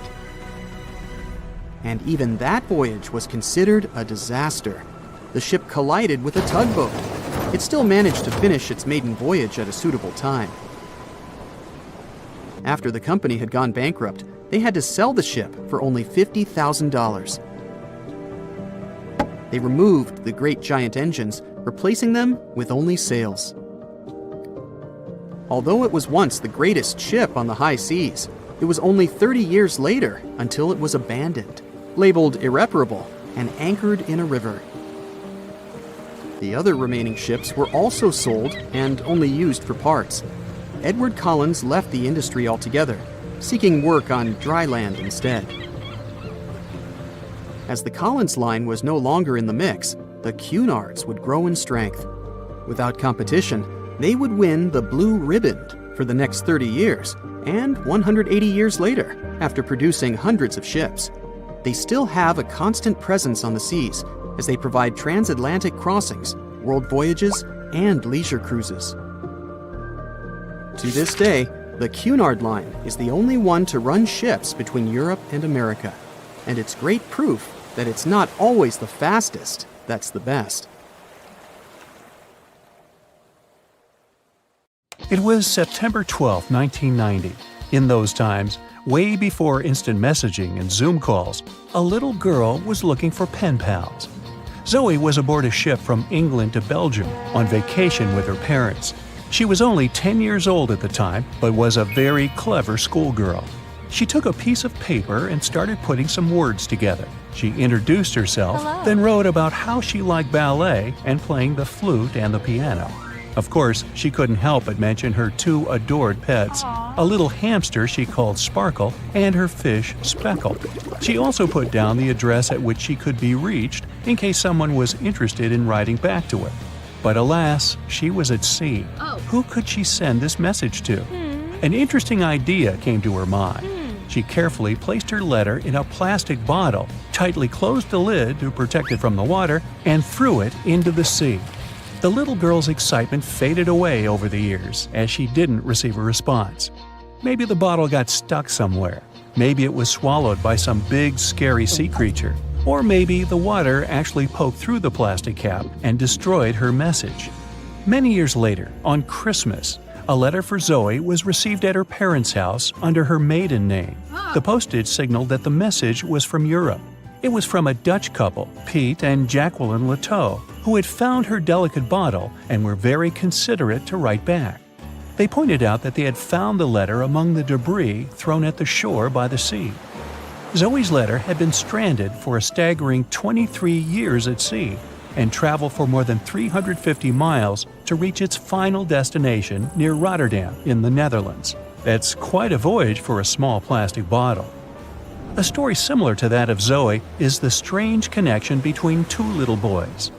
A little German boy named Frank Uzbek was on a boat traveling to Denmark when he got the same idea as Zoe. He was 5 years old at the time he put together a message and threw it into the unknown. The year was 1987. He got his response years later when he was 29. His letter, just like the one Zoe would send a couple of years later, had been at sea for 24 years. His message was found by a boy named Daniel Korotkin while he was on a walk with his parents on the Koronian Spit near the Baltic Sea. Daniel was lucky that his father knew enough German to translate the message. The unlikely friends eventually met via video call in 2011. Not all message-in-a-bottle stories have been explained away. In 2013, a Croatian surfer came across a damaged bottle while near the Adriatic Sea. The message it contained dated back to 1985, and it was from a man named Jonathan. The sender was eager for his letter to reach a woman named Mary, and he also expressed his keenness for her to respond. Since the letter was supposedly sent from Nova Scotia, the bottle had to have traveled a mind-boggling 3,700 miles. The message went from the Atlantic Ocean, entered the Mediterranean Sea, and reached the Adriatic shores in Croatia. The identities of neither John nor Mary were ever discovered. There are also messages in a bottle with wonderful love stories to share. This was the case for Ake and Paulina Viking. When Ake, a lonely Swedish sailor, placed a letter in a bottle and threw it in the Mediterranean Sea, he had no idea the piece of paper would eventually reach his future wife. This was in the early 1950s. The bottle was found by an Italian man who was inspired enough to give it to his niece, Paulina. After a year of back-and-forth letters being exchanged, Ake and Paulina eventually met and got married. Having decided to share their story with the world, they became somewhat of a celebrity couple for the time. They even shared video footage of their wedding with the world, and their story was featured in a bunch of newspapers. This fortunate event started a movement between young people looking for love, increasing the number of messages being thrown out at sea in search of a fairy tale ending. Not all the stories that started out like this eventually worked out, though. In 1945, an American named Frank Hayostek placed a similar message to that of Ake's in a bottle and threw it in the waters. Almost a year later, his letter was found by an Irish woman. Her name was Brenda O'Sullivan. Their years of correspondence soon caught the attention of the media at the time, but their friendship never flourished because of the added pressure. They eventually met in person when Frank traveled to Ireland, but he didn't stay for long, and they eventually got out of touch with each other. After Titanic met its strange ending, many bottles containing secret messages started to surface. Almost all of them proved to be counterfeited, apart from one letter. Years after Titanic had sunk in the icy Atlantic waters, a bottle was found on the Irish shores. It was supposedly from a man named Jeremiah Burke, and to this day, it is considered to be the only genuine message in a bottle originating from Titanic. The piece of paper simply stated the sender's name and the location, the Titanic, accompanied by the word goodbye. Since the date has washed away, it's difficult to estimate whether the note was sent before or after the ship had hit the iceberg. The common understanding is, however, that since Jeremiah was looking to relocate to the U.S., he was merely sending his last symbolic regards to his family and friends back in Ireland. This simple way of meeting and sometimes corresponding with people has turned into a hobby for a man from a Canadian province named Prince Edward Island, located east of the U.S. state of Maine. This man, Harold Hackett, claims to have sent over 4,000 bottles into the Atlantic Ocean since 1996. He also claims to have received many responses from all over the world, including letters from people in Europe, like France and Germany, but also from the Bahamas or even Africa. This unlikely pastime earns him about 150 Christmas cards from his pen pals each year. To this day, he refuses to add his phone number to any of his letters. This way, he ensures that if people ever want to contact him, the only means of doing so is via a written letter. He's also studied the best times to send the messages in the water based on the direction of the winds and the currents. Now, some bottles spend a whole lifetime at sea after being cast away by their sender.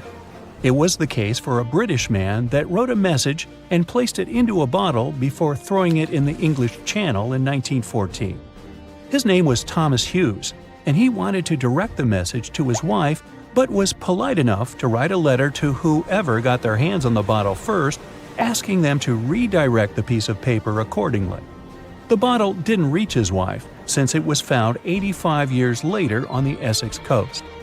The man that stumbled upon the bottle was kind enough to reach out to the family and place the message in possession of Thomas's daughter. And 85 years isn't the longest time for a small bottle to be cruising the waves. A scientist named Hunter Brown was studying currents in the North Sea when this idea came to his mind. He placed the same message in almost 2,000 bottles and requested the unlikely recipient that they write back with the location of their discovery. He thought this method would help him better understand the layout of the North Sea currents. A bottle was found about 11 miles from its original departing location after 97 years. To this day, more than 300 of the original bottles relating to Hunter Brown's project eventually made it to the shore. Not all of the messages that were found in bottles got replied to via physical letters. Oliver van de Walle threw a bottle containing a letter on the English coast while he was on vacation with his family. He was 14 at the time. 33 years later, a woman reached out on Facebook claiming she had gotten his message and tracked him down through his social media profile. At first, he hardly remembered having placed the letter in the bottle, but he eventually recounted the events, even the fact that he sealed the bottle with candle wax to make sure it was leak-proof. And then there's Christina Aguilera and her bottle. No wait, hers is about a genie in a bottle. Okay, never mind.